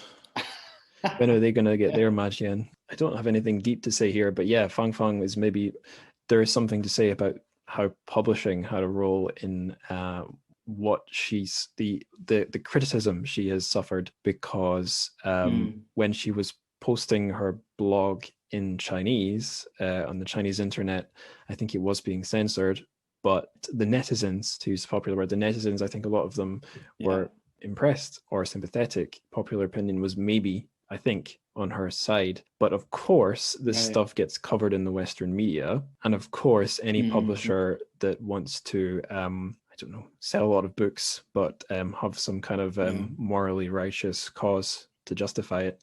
I think they were all competing for the rights to translate and publish this thing. And HarperCollins banged it out in English. A German publisher banged it out in German very fast. And of course, from that point, it becomes very easy to attack Fang Fang for giving ammunition to the the critics of China. And there was a kerfuffle over the English book's subtitle. It was Wuhan Diary, and I would have to fact check this, but the subtitle was like dispatches from I forget what it was, but they changed it.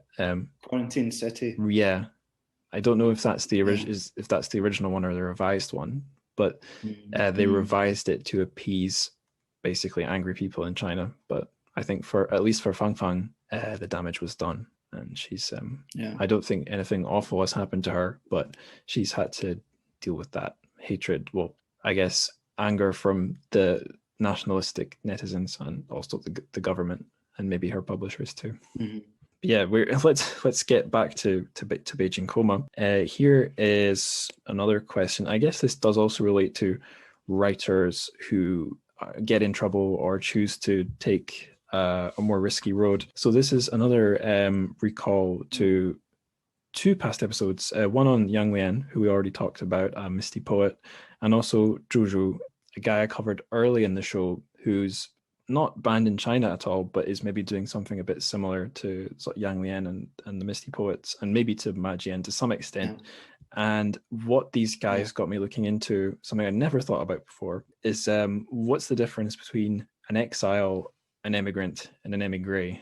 I guess an immigrant, that's the easiest one. That's someone who leaves their country. But what the hell do these words have to do with each other? And I think listeners might be amused to know both me and Ronald have three tabs open in our browser with the definitions for all these words. So we should get them right, you know. Do you want to go turnabout? I'll do exile first. Is that the first? Yeah, I'll do exile first. Okay, so this is a noun and a verb. The noun is a state of being barred from one's native country, typically for political or punitive reasons. And the verb is expel and bar someone from their native country, typical for political or punitive reasons. Do you want to do one of the other words? Okay, so I had, so we've done exile. I had emigrant, right, which is a noun meaning one who leaves one's place of residence or country to live elsewhere. This one, actually, Angus, I'm going to steal émigré from you because it's also a synonym with this word as well, which is especially used of a person who has left for political reasons. Right. Which I think more accurately fits Ma Jian. I don't know if immigrant necessarily. I mean, by definition, he did leave China as a place of residence or country of residence, but it wasn't necessarily by choice. It was because of political reasons. So he is more, I guess, émigré, right? Yeah, I think so. So there is some academic writing, or at least some fairly academic-ish bloggy writing I've found, and it's kind of pointing out how these words bleed into each other a wee bit, and how exile, although the definition says the verb is expelling someone and being barred from your country, but in some ways an exile can be a little bit more fuzzy than that. You might have chosen to live in exile, in which case I think you'd technically be an émigré, but the word exile, it's not like there's no way it could be used to describe you. And I think there's also there's other thoughts on what exile means. Could you have exiled yourself from yourself? Could you have exiled yourself from society? Could you have exiled yourself from a literary scene? Like exile can have lots of less physical, tangible, concrete forms. So it's, and when it comes to like Juju was an interesting guy because he was trying to almost simulate exile in his poetry, and he was writing in Chinese but from Canada, I think, but there was nothing politically. He wasn't in it for the politics. It was maybe more for the romantic literary idea, trying to reach into the literary beyond with poetry. And anyway, I'm rambling here. I think no, not at all, because I mean it's a kind of interesting. And I think it's a good contrast worth highlighting. I mean, I know that Xu Yukong writes in a lot more detail about this, and he compares Ma Jian with Gao Xingjian, who I think I'm Gao Xingjian, that name, the other Nobel winner. The other Nobel winner, right?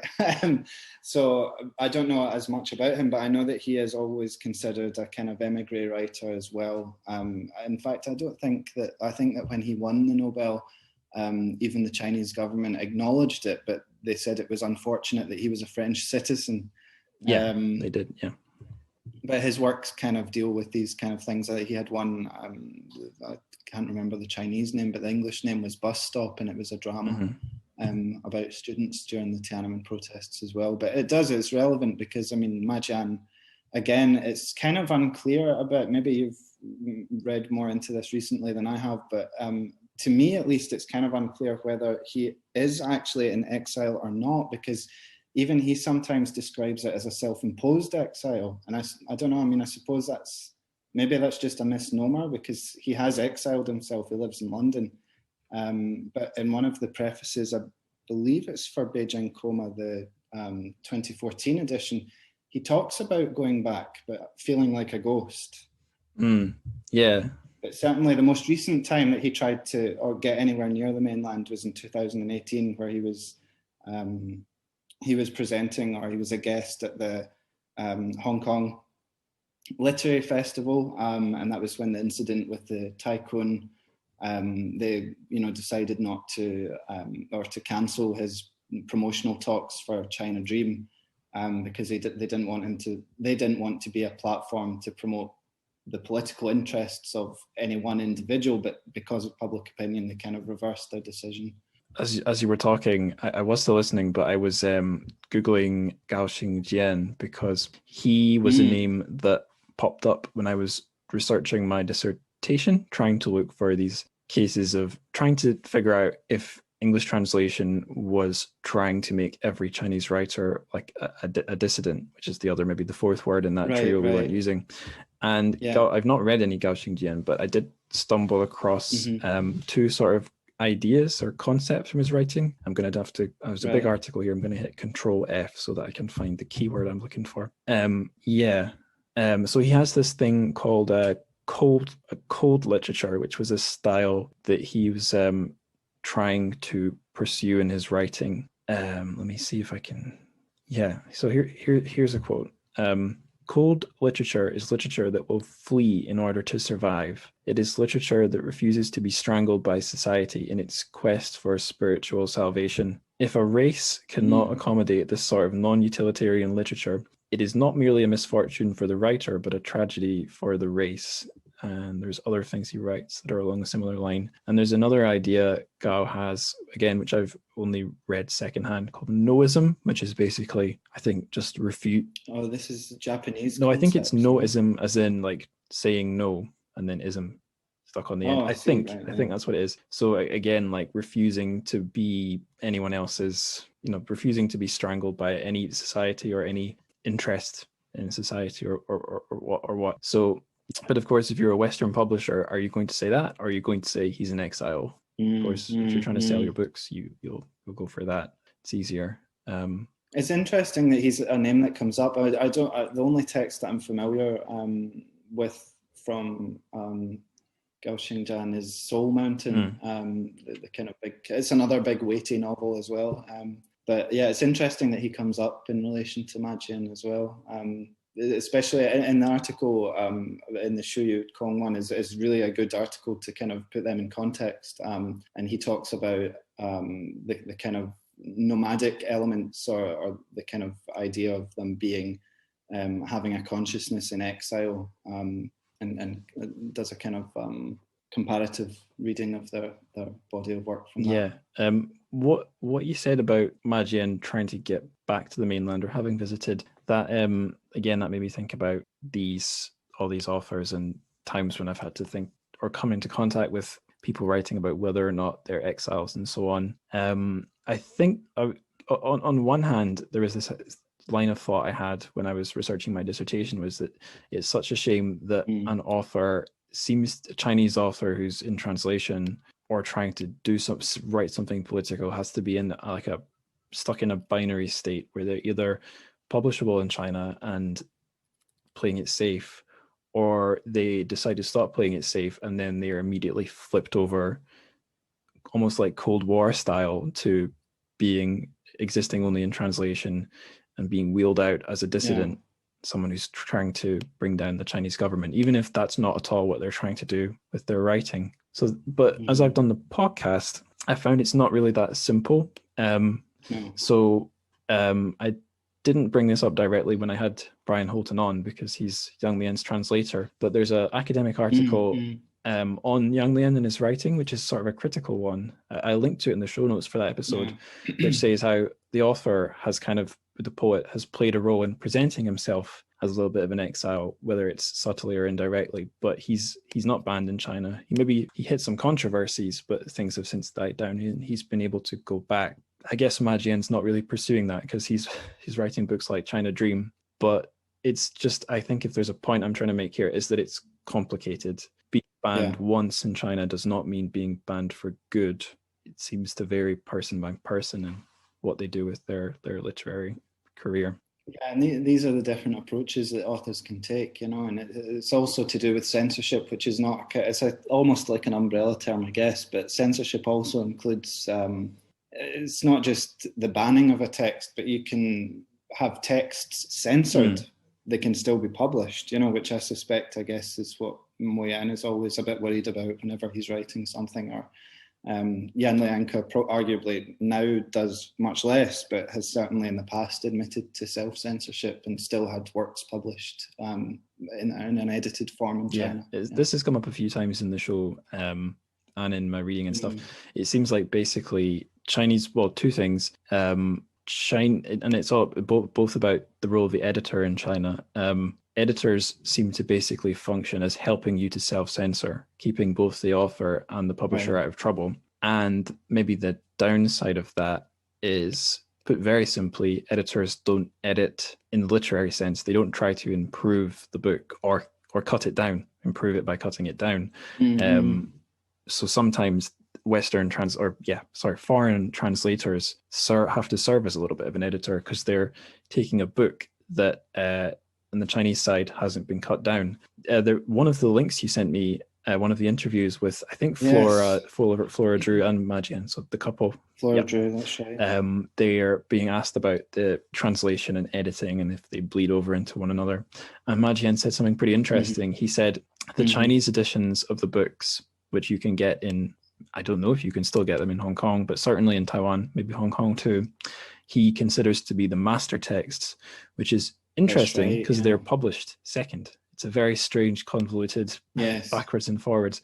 He writes the thing in Chinese. His wife, Flora, brings it into English without editing anything out. It gets published in English. Her translation is published in English, but that has to go through British or American editors who want to make changes, which is normal in English language and probably all European language publishing. But the Chinese edition tends to just get published as is. There's less editorial passes.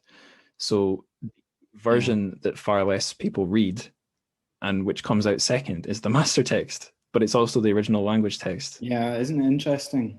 Yeah, and it's funny, when I first read that, I don't know if I've maybe interpreted it wrong, because your interpretation is much better, and from the publishing side is more your area. But I always assumed that what he meant by that was that because he writes in Chinese, that he just considers it the master text, not the published Chinese text. So I wonder even if there are variations, as you're saying, there will be variations between the kind of obviously original manuscript, if you want to put it that way, and then the published English, obviously, but then also the published Chinese. So yeah, it's a very good salient point. No, you're right. It's it's clearly a master, and it's the source language, but there will probably be more there. Like there's the really easy example I always wheel out is Wolf Totem, which is much longer in the original.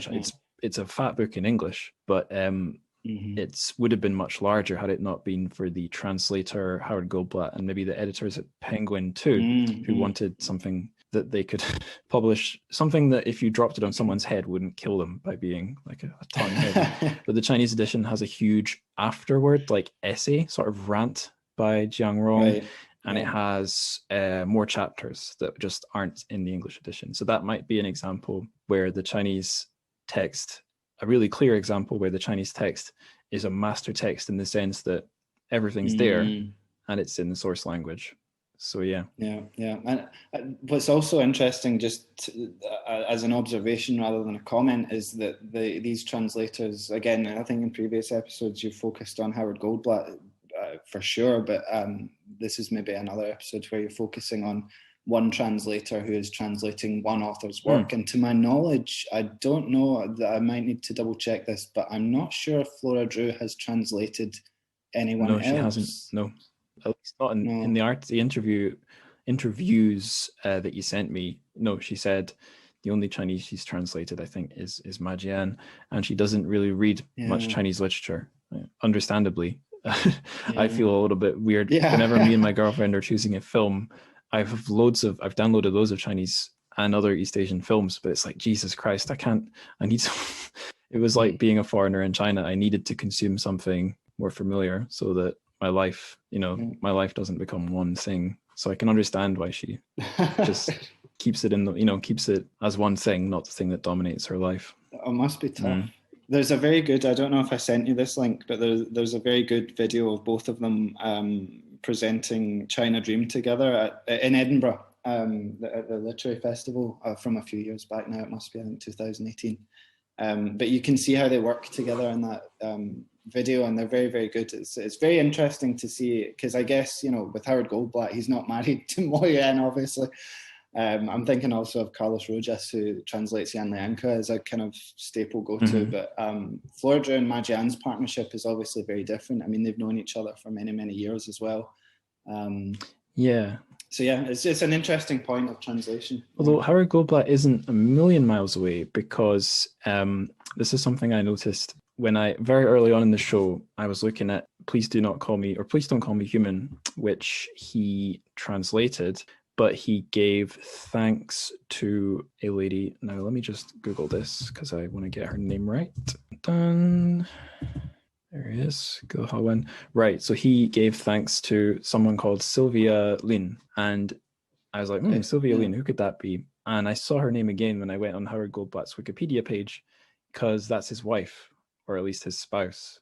And that made me very suspicious. Like, wait a minute. This guy is married to a Chinese lady. What if she's doing all the work? What if she's... now we're entering controversial areas. Yes, that's why I said what if.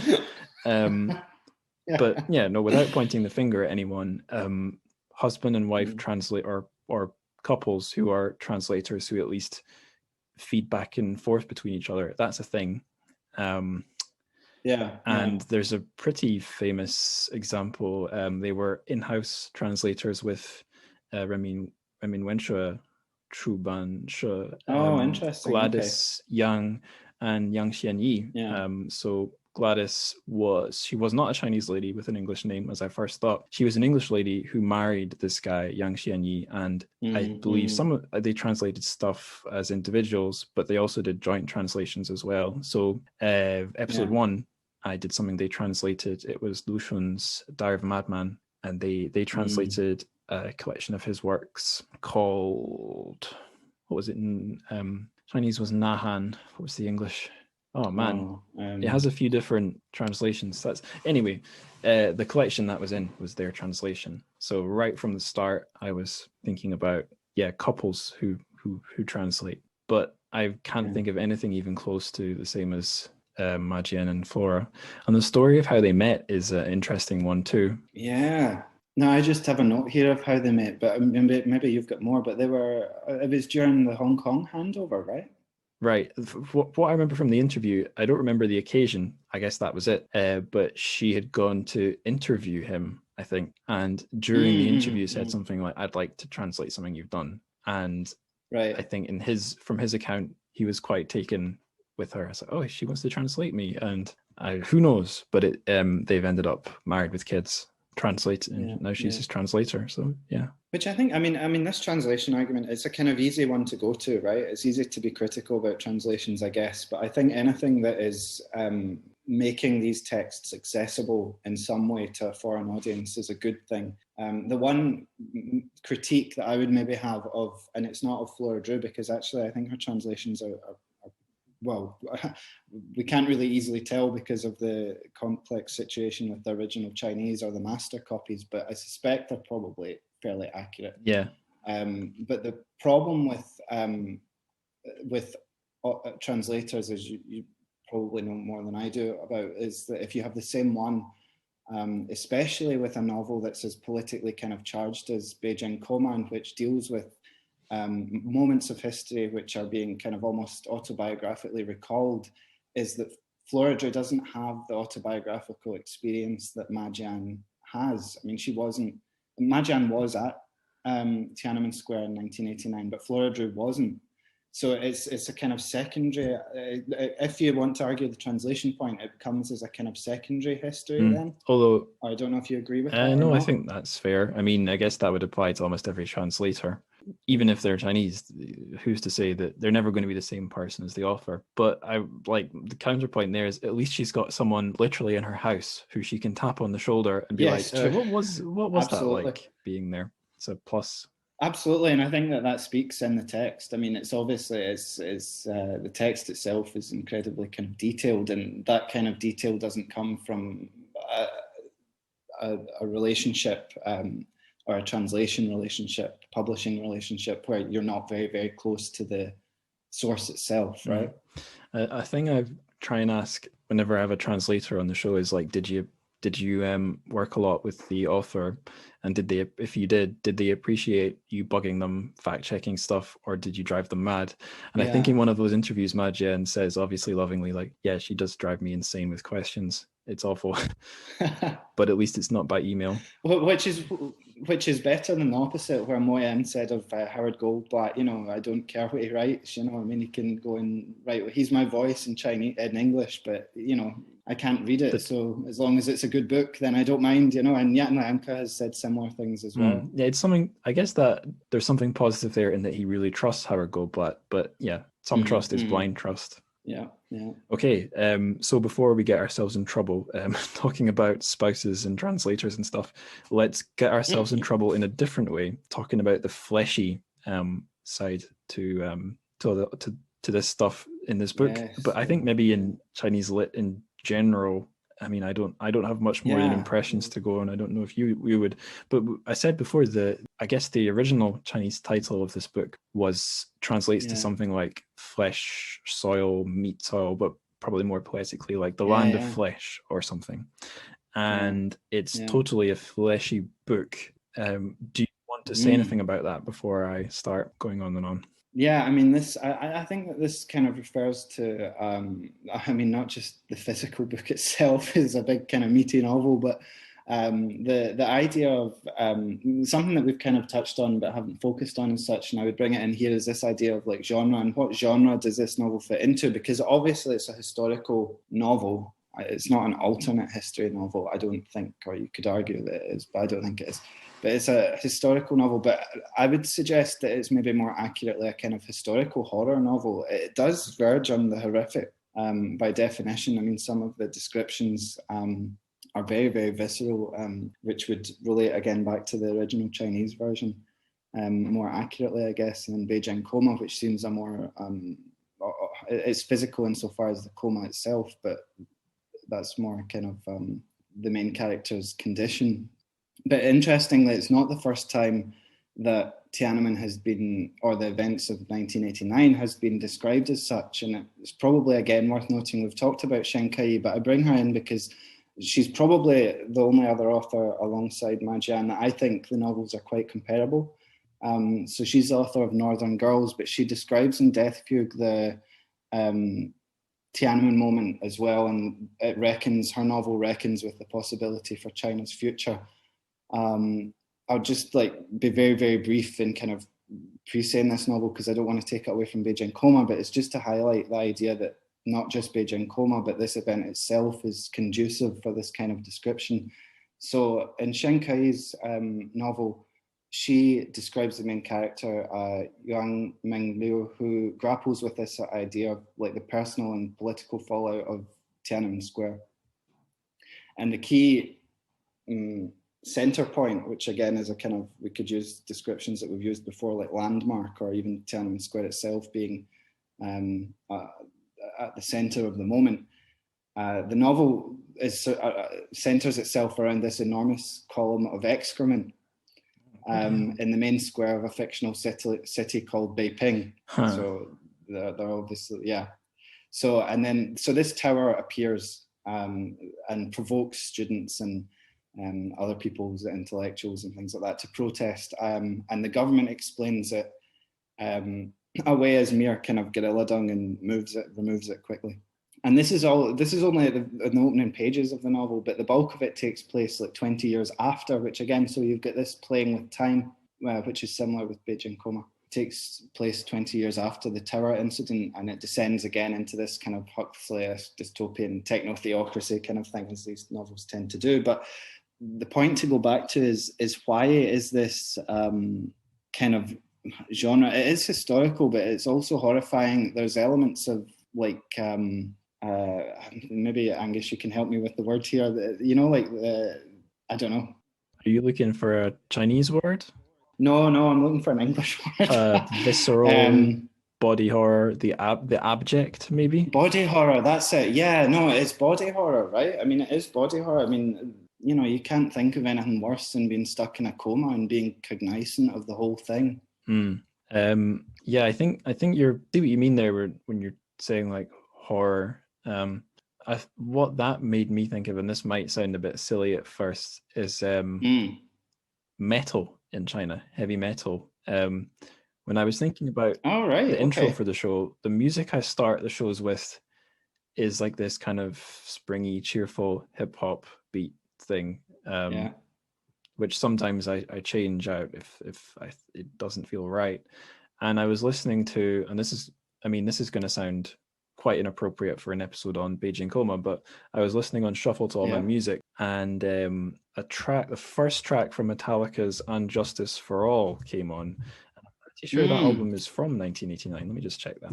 Oh, go for it. I don't 88. It's from 88. So the year before. Okay. And the intro, it immediately becomes pretty inappropriate. It becomes like a heavy metal song. But it opens with these, I think, a twin guitars kind of mournfully sounding like they're building up to something nasty or scary. And I was like, oh, maybe I should use this as an intro for Beijing Coma, this episode. And I decided against it. But it occurs to me, as you were talking about the horror, trying to read the book as a horror novel, the thought popped back into my head. And now I'm thinking, if you look up Chinese metal bands, at least today, the biggest scene in Chinese metal seems to be black metal. Yeah. Which is it can be very sort of cheesy and silly, or it can be very grim.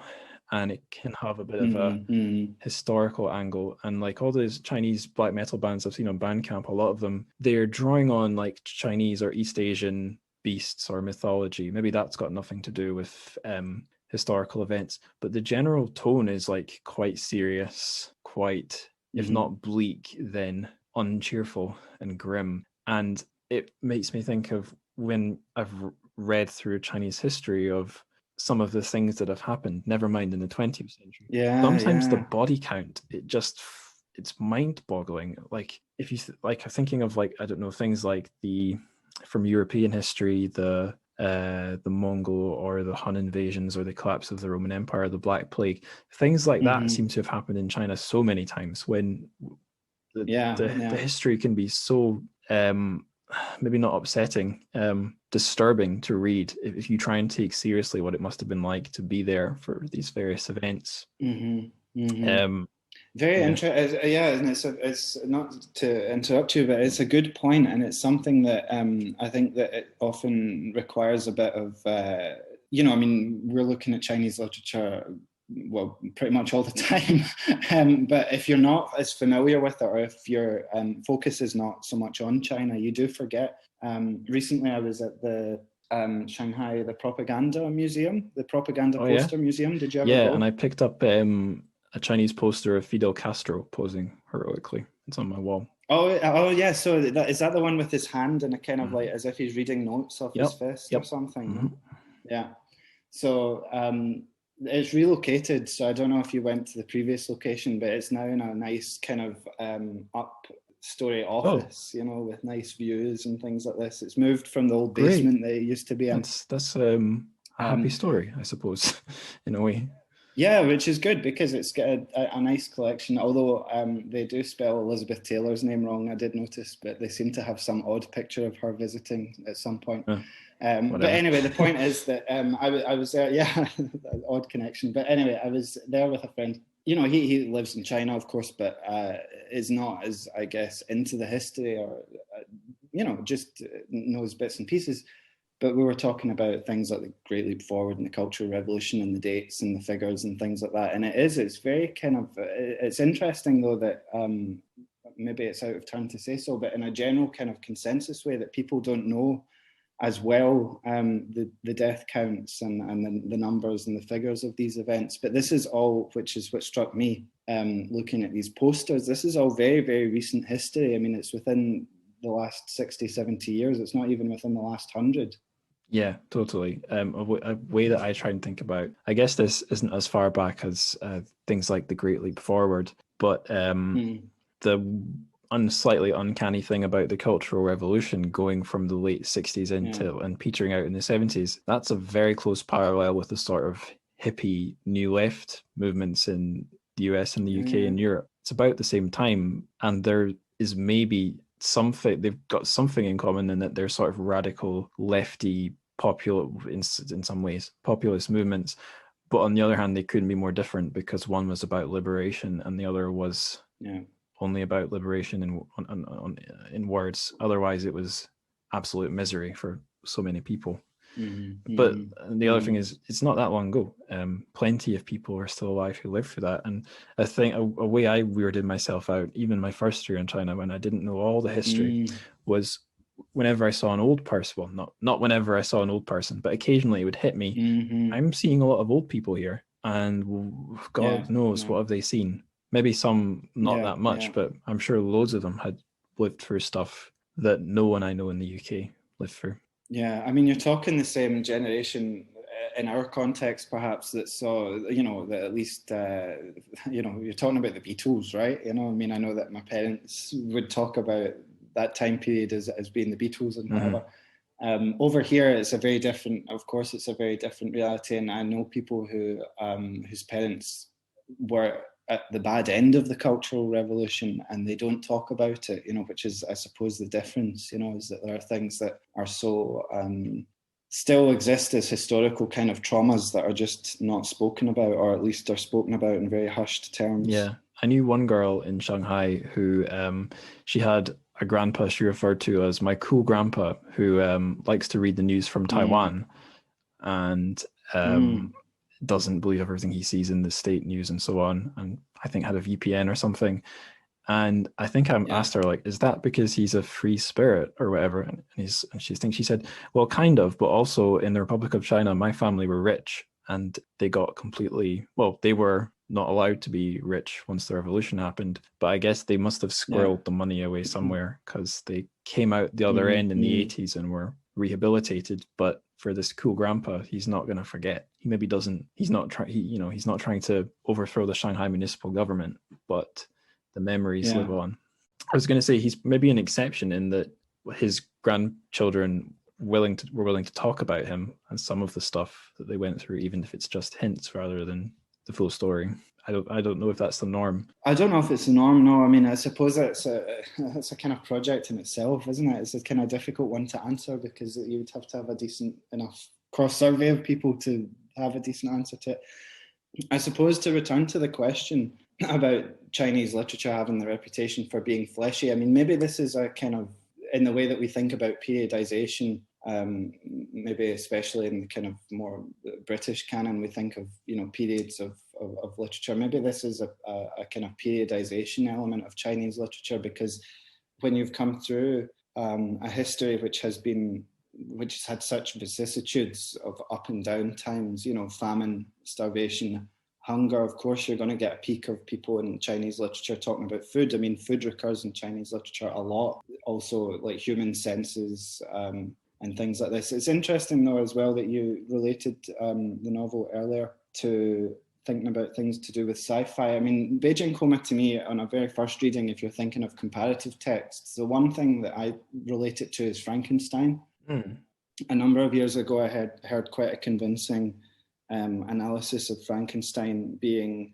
you know, obviously it's about the monster and scientific discovery and things like this, but there was a very good analysis of it made at a conference, and the speaker was arguing that the creature, the Frankenstein's monster, is built of obviously different body parts from different people, but clearly people who were not wealthy, and, you know, they were stolen from graves and things like this, and that the monster itself is the kind of body politic rising up. It's an analysis of Frankenstein as the French Revolution, and Dai Wei has similar kind of parallels to that he is comatose, he's out the game, but is he the body politic as well? I mean, has he been sedated and numbed beyond belief by the context of the environment in which he lives? But it's you know, to do with the flesh and the inability, his body functions work, right? But he can't do anything about it. Everything's being used without his consent. Yeah, I think it was in one of the articles he sent me, Ma Jian, he offered, in a way some authors maybe don't, he seems to be pretty ready and willing to just tell you what the book means, or at least give you his interpretations. Yes, that's true. We've kind of avoided that, but it's a fair point. Like, I mean, he is vocal. I mean, he is a vocal, and he writes not just novels, but obviously he does these op-eds and opinion pieces for various outlets. It's up to other people to debate whether or not they think that should be taken hand in hand with his books. But I think it lets me say what I'm about to say next, so I'm grateful to him for that.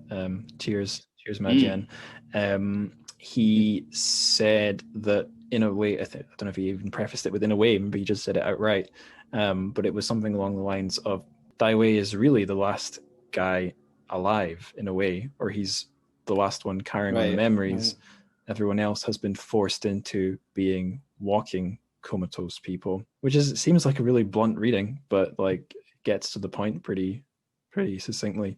And what you said about Chinese sci-fi, that's actually making me think of, I don't know, it makes me think of something from the Three Body Problem, which is the one thing I'm always bringing up, where I'll try not to spoil this too much, but later on in the second and third books, there are various points where humanity, the main place where humanity are resident, be it on Earth or a ship, is about to be pulverized, or they're definitely just, they're going to die or be wiped out, or it's looking extremely likely.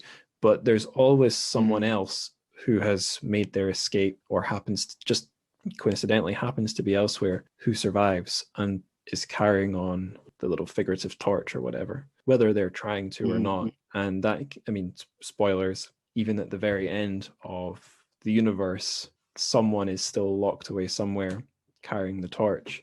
And that's, again, it's not a million miles away from Beijing Coma. It's only in this sort of isolated, hidden place where you can continue the thing that began. Yeah. And yet, even within that, one of the things that comes up in Beijing Coma is something which I don't think that he actually makes a massive amount of a deal in it in Beijing Coma. Maybe it's a thought that came after, but it certainly reappears big time in China Dream. And it's this kind of similar idea of other writers write about biopolitical control and things like this. But he has a section, I think near the end, and this is Dai Wei when he's in his coma thinking about the future, and he says, "Perhaps if I make it into the 21st century, scientists will be able to embed a microchip into my brain that will replace my wounded hippocampus. By then, the government will have created a ministry of memory which will produce silicone chips that mimic the pattern of a brain's nerve cells. Once a chip is inserted into my head, it will connect with my neurons, bypassing damaged tissue. I wonder whether the chip will be able to register the scent of Tian Yi's body and commit it to my long-term memory. So again, you've got this almost sci-fi bit, but it does return to the fleshy bit at the end, right? Talks about scent of body and things like this. Well, now you've got to be thinking about the virus again, because he's imagining a way. He's stuck at a biological impasse there. There's a part of his brain which is never going to heal itself, despite no matter how much the rest of his body reacts. There's an impasse there. But at the same time, it's not beyond the reach of science in the near future to find a way to fix it. Or I think it's implied if he's able to get out the country, there might be medical fixes. Cure doesn't even seem the right word, because his mind is still there. He just needs this one little piece of wire to be reconnected, and then he could, well, even if his body is completely degraded and he's blind or something, he'll be back active again. And it's basically where the UK and maybe the US and other badly governed countries have reached with the virus, where there is no way of solving it with government policy or with social behavior. It's too far gone. The only way out is to roll out a vaccine. And not so long ago, here, the vaccine didn't exist. It was a hope and a promise. And now that, it wasn't perhaps it was sci-fi in a way, but it's still on the cusp of happening. People are like, my dad's had it. My grandparents have had their first shots. But good to hear. Yeah. Thank God. But the prospect of return to normal, it can't be done politically or socially anymore. It has to be done through technology. And maybe that's a metaphor for China. The social and political change is basically ruled out, and the all dreams for the future are based on, I guess, techno utopias, or at least it's a world made better through proficiency and technocracy and bureaucracy, rather than people like Ma Jian in a square protesting for freedom. That's gone.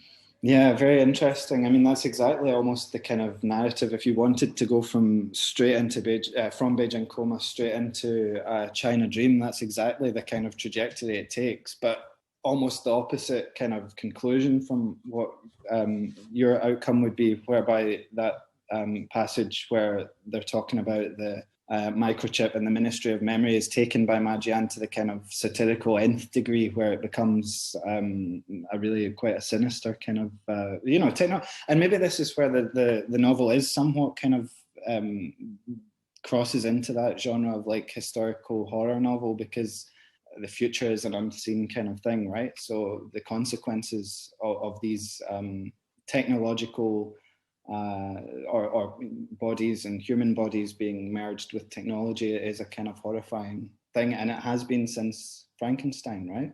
Yes.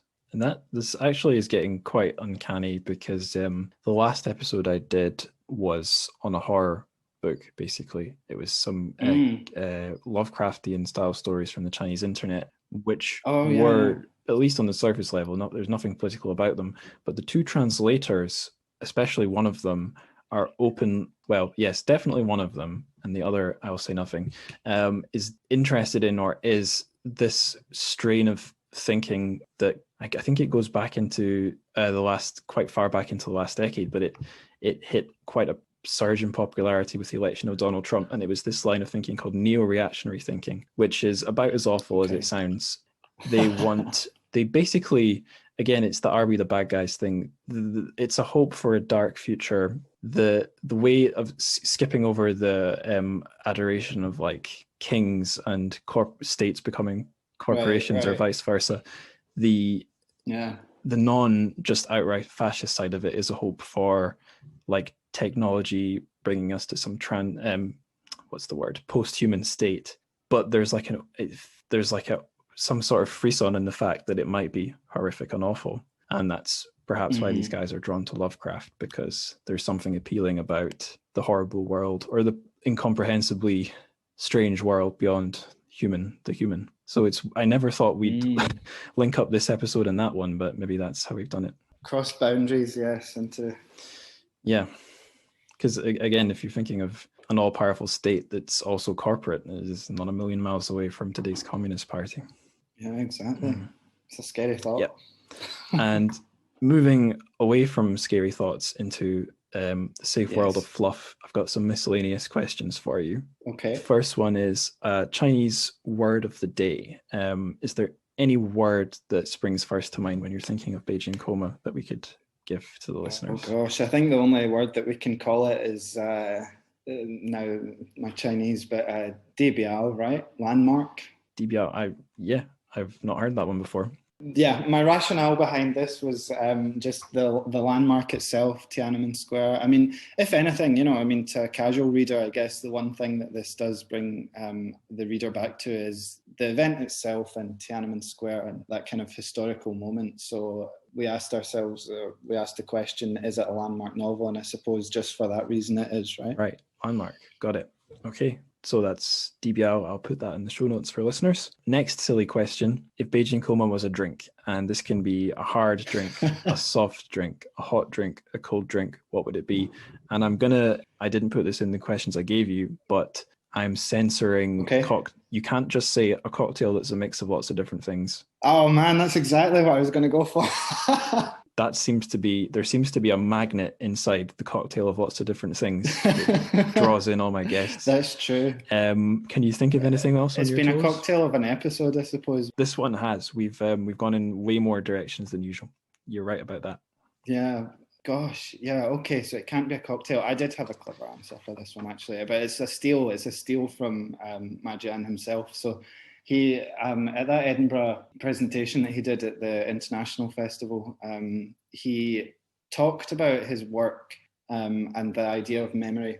And he said that one of the things, I don't think that he's a traditionalist in the sense that he kind of goes back to traditional Chinese tales, but he said one of the traditional Chinese tales that he was told when he was young was the one of Meng Po, the old lady Meng. This was the goddess of forgetfulness in Chinese mythology who serves, now Angus, you can pull me up if this doesn't constitute as a drink, but she serves a soup on the bridge of forgetfulness. That sounds fine. And the soup wipes I think I can get away with this. And the soup wipes the memory of the person so that they can reincarnate into the next life without the burdens of the previous one. So he said that as a child, this was the kind of story that he quite liked. And it relates to the ideas of memory, I suppose, that we've been stewing over.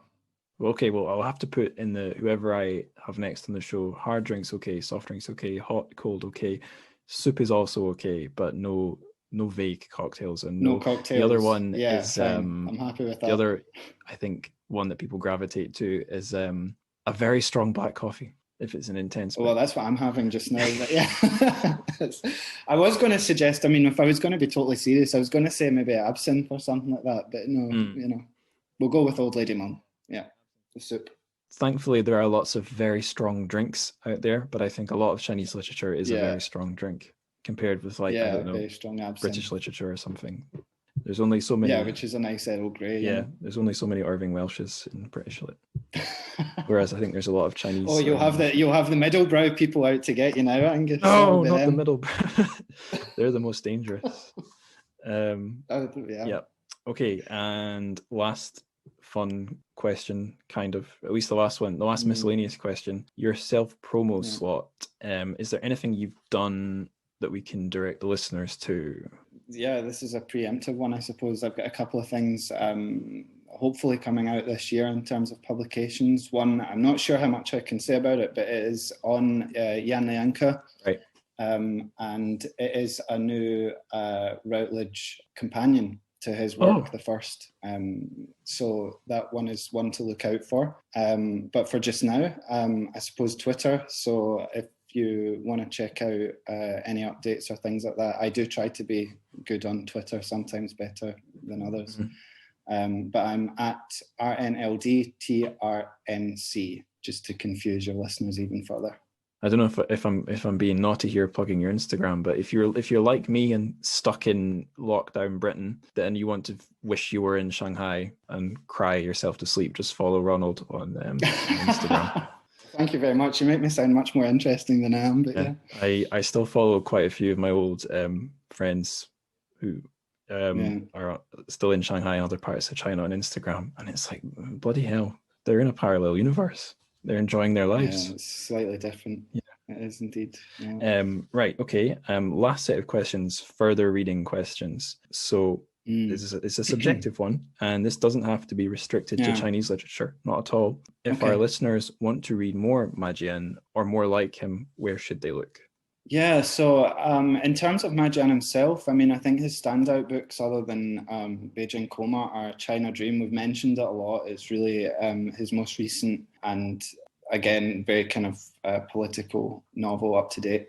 Another one which I really like, which kind of gets swept under the carpet, no pun intended, is Red Dust, which is like a semi-autobiographical travel book. Describes his journey through China after the anti-spiritual pollution campaign, so that's worth a read. And again, if it's Ma Jian, the other book that I would recommend is Stick Out Your Tongue, which we've also talked about before. In terms of works like him, we've mentioned Shinkai's Death Fugue. I think that's worth a read. It's kind of difficult to get, though. I don't know if it's very easy to buy copies.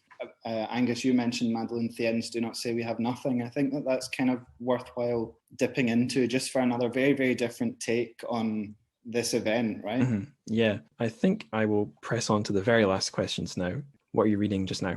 Yeah, so just now, again, it's kind of connected, which is totally by accident, but it's a book, it's a non-fiction called Beijing from Below, by Harriet Evans. It's at University of Westminster. It's published by Duke University Press.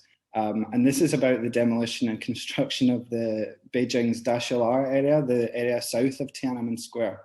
And this was in preparation for the 2008 Olympics. So we've talked about this earlier. And basically what Evans is doing is she's capturing the kind of last gasps of the residents' life in this area through oral histories and memories of different neighborhoods and families. Cool. And I was very lucky. I met her at a conference in Barcelona a number of years ago now, when she was kind of writing the book, and it's just very nice to see how it's come into publication, as well as just kind of being a very kind of eminently readable account of history, which is now, at least on the surface, disappeared. In terms of fiction, I was recently gifted a book called Balloon. It's Tibetan in Chinese. There was a movie made of it as well, I think, this year. So I'm reading that in terms of fiction. Cool. Balloon. Okay, so Balloon and Beijing from Below. Got it. Both good reads. Okay. Can I also make one more plug, Angus? Do it. I meant to mention this in terms of books to, if you want to read more Ma Jian or more like him. This is in the more like him category, but it's a non-fiction as well, but it's something that we haven't kind of looked at it in a great deal of depth here, but it's more about censorship, and it does contextualize China after Tiananmen Square. And I've mentioned it once in passing, but it's worth highlighting, just in terms of thinking about ideas of memory and history. And it's Louisa Lim's The People's Republic of Tiananmen. Right. And it's a really good non-fiction side read. If, like me, I like to read kind of non-fiction along with the fiction, but if you're reading Beijing Coma, if it's your first read of it, it's a really good one to read alongside it, because it just theorizes this idea of collective amnesia, and the texts complement one another very, very well. And I'll use this chance actually to plug the one non-fic book I've read on the topic, because it's talking of interesting perspectives. I think this is almost as interesting as it gets, although certainly not impartial. It's Zhao Ziyang's Prisoner of the State. So this was the book that this is a former big shot from the 80s Chinese government who was essentially on the side of the protesters. The event proved his downfall, spent his life under house arrest, and then recorded this thing on tapes and smuggled it out. And a little bit like Ma Jian, it's probably not, well, it might exist in Chinese, but certainly not in the PRC. It's a very interesting read, and a little bit like Beijing Coma, actually kind of painfully goes through step by step, although I think it's shorter. But anyway, that's our book recommendations done. I think there's more than enough to fill up the show notes now. So unless there's any really final words you'd like to make, I guess, Ronald, I'll thank you for coming on the show, and thanks for being patient every time I called you Roland. No, thank you very much. It's been an absolute pleasure. Enjoyed it, and thanks for letting me ramble about my kind of research and interest in Ma Jian. Yeah, That's fine. I mean, I ramble so much, I can never begrudge a guest for rambling as well. good. It's just as well. Yeah. And that brings us to the end of the show. So thank you again, Ronald, for coming on. That was a really fantastic chat the two of us had. Hope you, the listeners, enjoyed it a lot. Now, there's one plug in particular that I think I'd really like to push for this sort of end of show section, and that's the Patreon, because I've done, this time around, 2 bonus shows for Beijing Coma. I've got one which is my sort of preliminary thoughts. So when I was about halfway through the book, I sat down and I laid out all the thoughts I had about Beijing Coma that far, with a very kind of close analysis of like the blurb and the cover and stuff. We went a little bit into that on the show, but you can get all my full thoughts on that in that bonus episode. So that's one of the 2 bonus episodes. The other one is a short conversation that Ronald and I had after our interview, where we were talking about something we didn't really touch on in the main chat, but which is very important to Beijing Coma, the 1989 protests, and maybe just Tiananmen Square in general. And that's the idea of place and the landmarks and the different geographic points of the square and their features and how they relate to time. So how they've remained fixed over time and how they haven't necessarily remained fixed over time. And we also got onto the idea of like flesh as well. We scratched the surface of that, mentioning the fact that Chinese book's title is Land of Flesh, but we got more into that in that segment, and I've made that a bonus show too. So if you really enjoyed this episode and you want to hear more from myself and Ronald on Beijing Coma, then I really suggest you check out the Patreon. From just $1 a month, you can get access to all the bonus shows. I put them up very regularly these days. Something like a show every fortnight or so is the average. So a nice addition to the main feed for sure. If you enjoy my solo ramblings and want more solo shows, well, that's the ideal place, because most of the episodes up on there are solo. It's just me speaking into the microphone. Another place that you can get access to all these shows is the Podbean premium feed. So it's pretty much the same as Patreon, but it's a one-off payment, $10, and you get all the bonus shows forever, and there's no recurring payment or anything like that. You can also help out the show financially on Buy Me a Coffee and PayPal, and there's links to all these things in the show notes. Just click support the show, and also on the podcast homepage you'll see the link there. So yeah, the other things that I want to plug are just the things you might expect. So social media, if you've got feedback or want updates on the show and what I'm up to, there's Instagram and Twitter and Discord. Those are your best places to go. So Twitter, it's just my own one, at Angus Likes Words. I tweet mostly about the show, to be honest. The show's official Instagram is at Trchfic, at TRCHFIC. We have a Discord, which is a good place to talk to me or other listeners. Stefan Rusanov from the episode I did on Tantra is pretty active in there, so if you want to talk to Stefan, Discord's a great place to do that. Same with Dylan Levi King, actually. He's fairly active in there. YouTube is... I don't really recommend you listen to the show on YouTube, but I've been making animated videos for these episodes using Adobe After Effects, so I don't know. Check it out. It's pretty cool what I've done. That's not really an urgent plug though. And last of all, the most important thing you can do for the show is spread the word organically, human being to human being. So tell your friends, tell your family, tell your teachers, tell your glands, tell your lungs, tell the officers assigned to make yearly checkups on your mobile fleshy tomb. Or just tell someone who you think might like the show. That might work too. But anyway, until next time, next episode, 再见.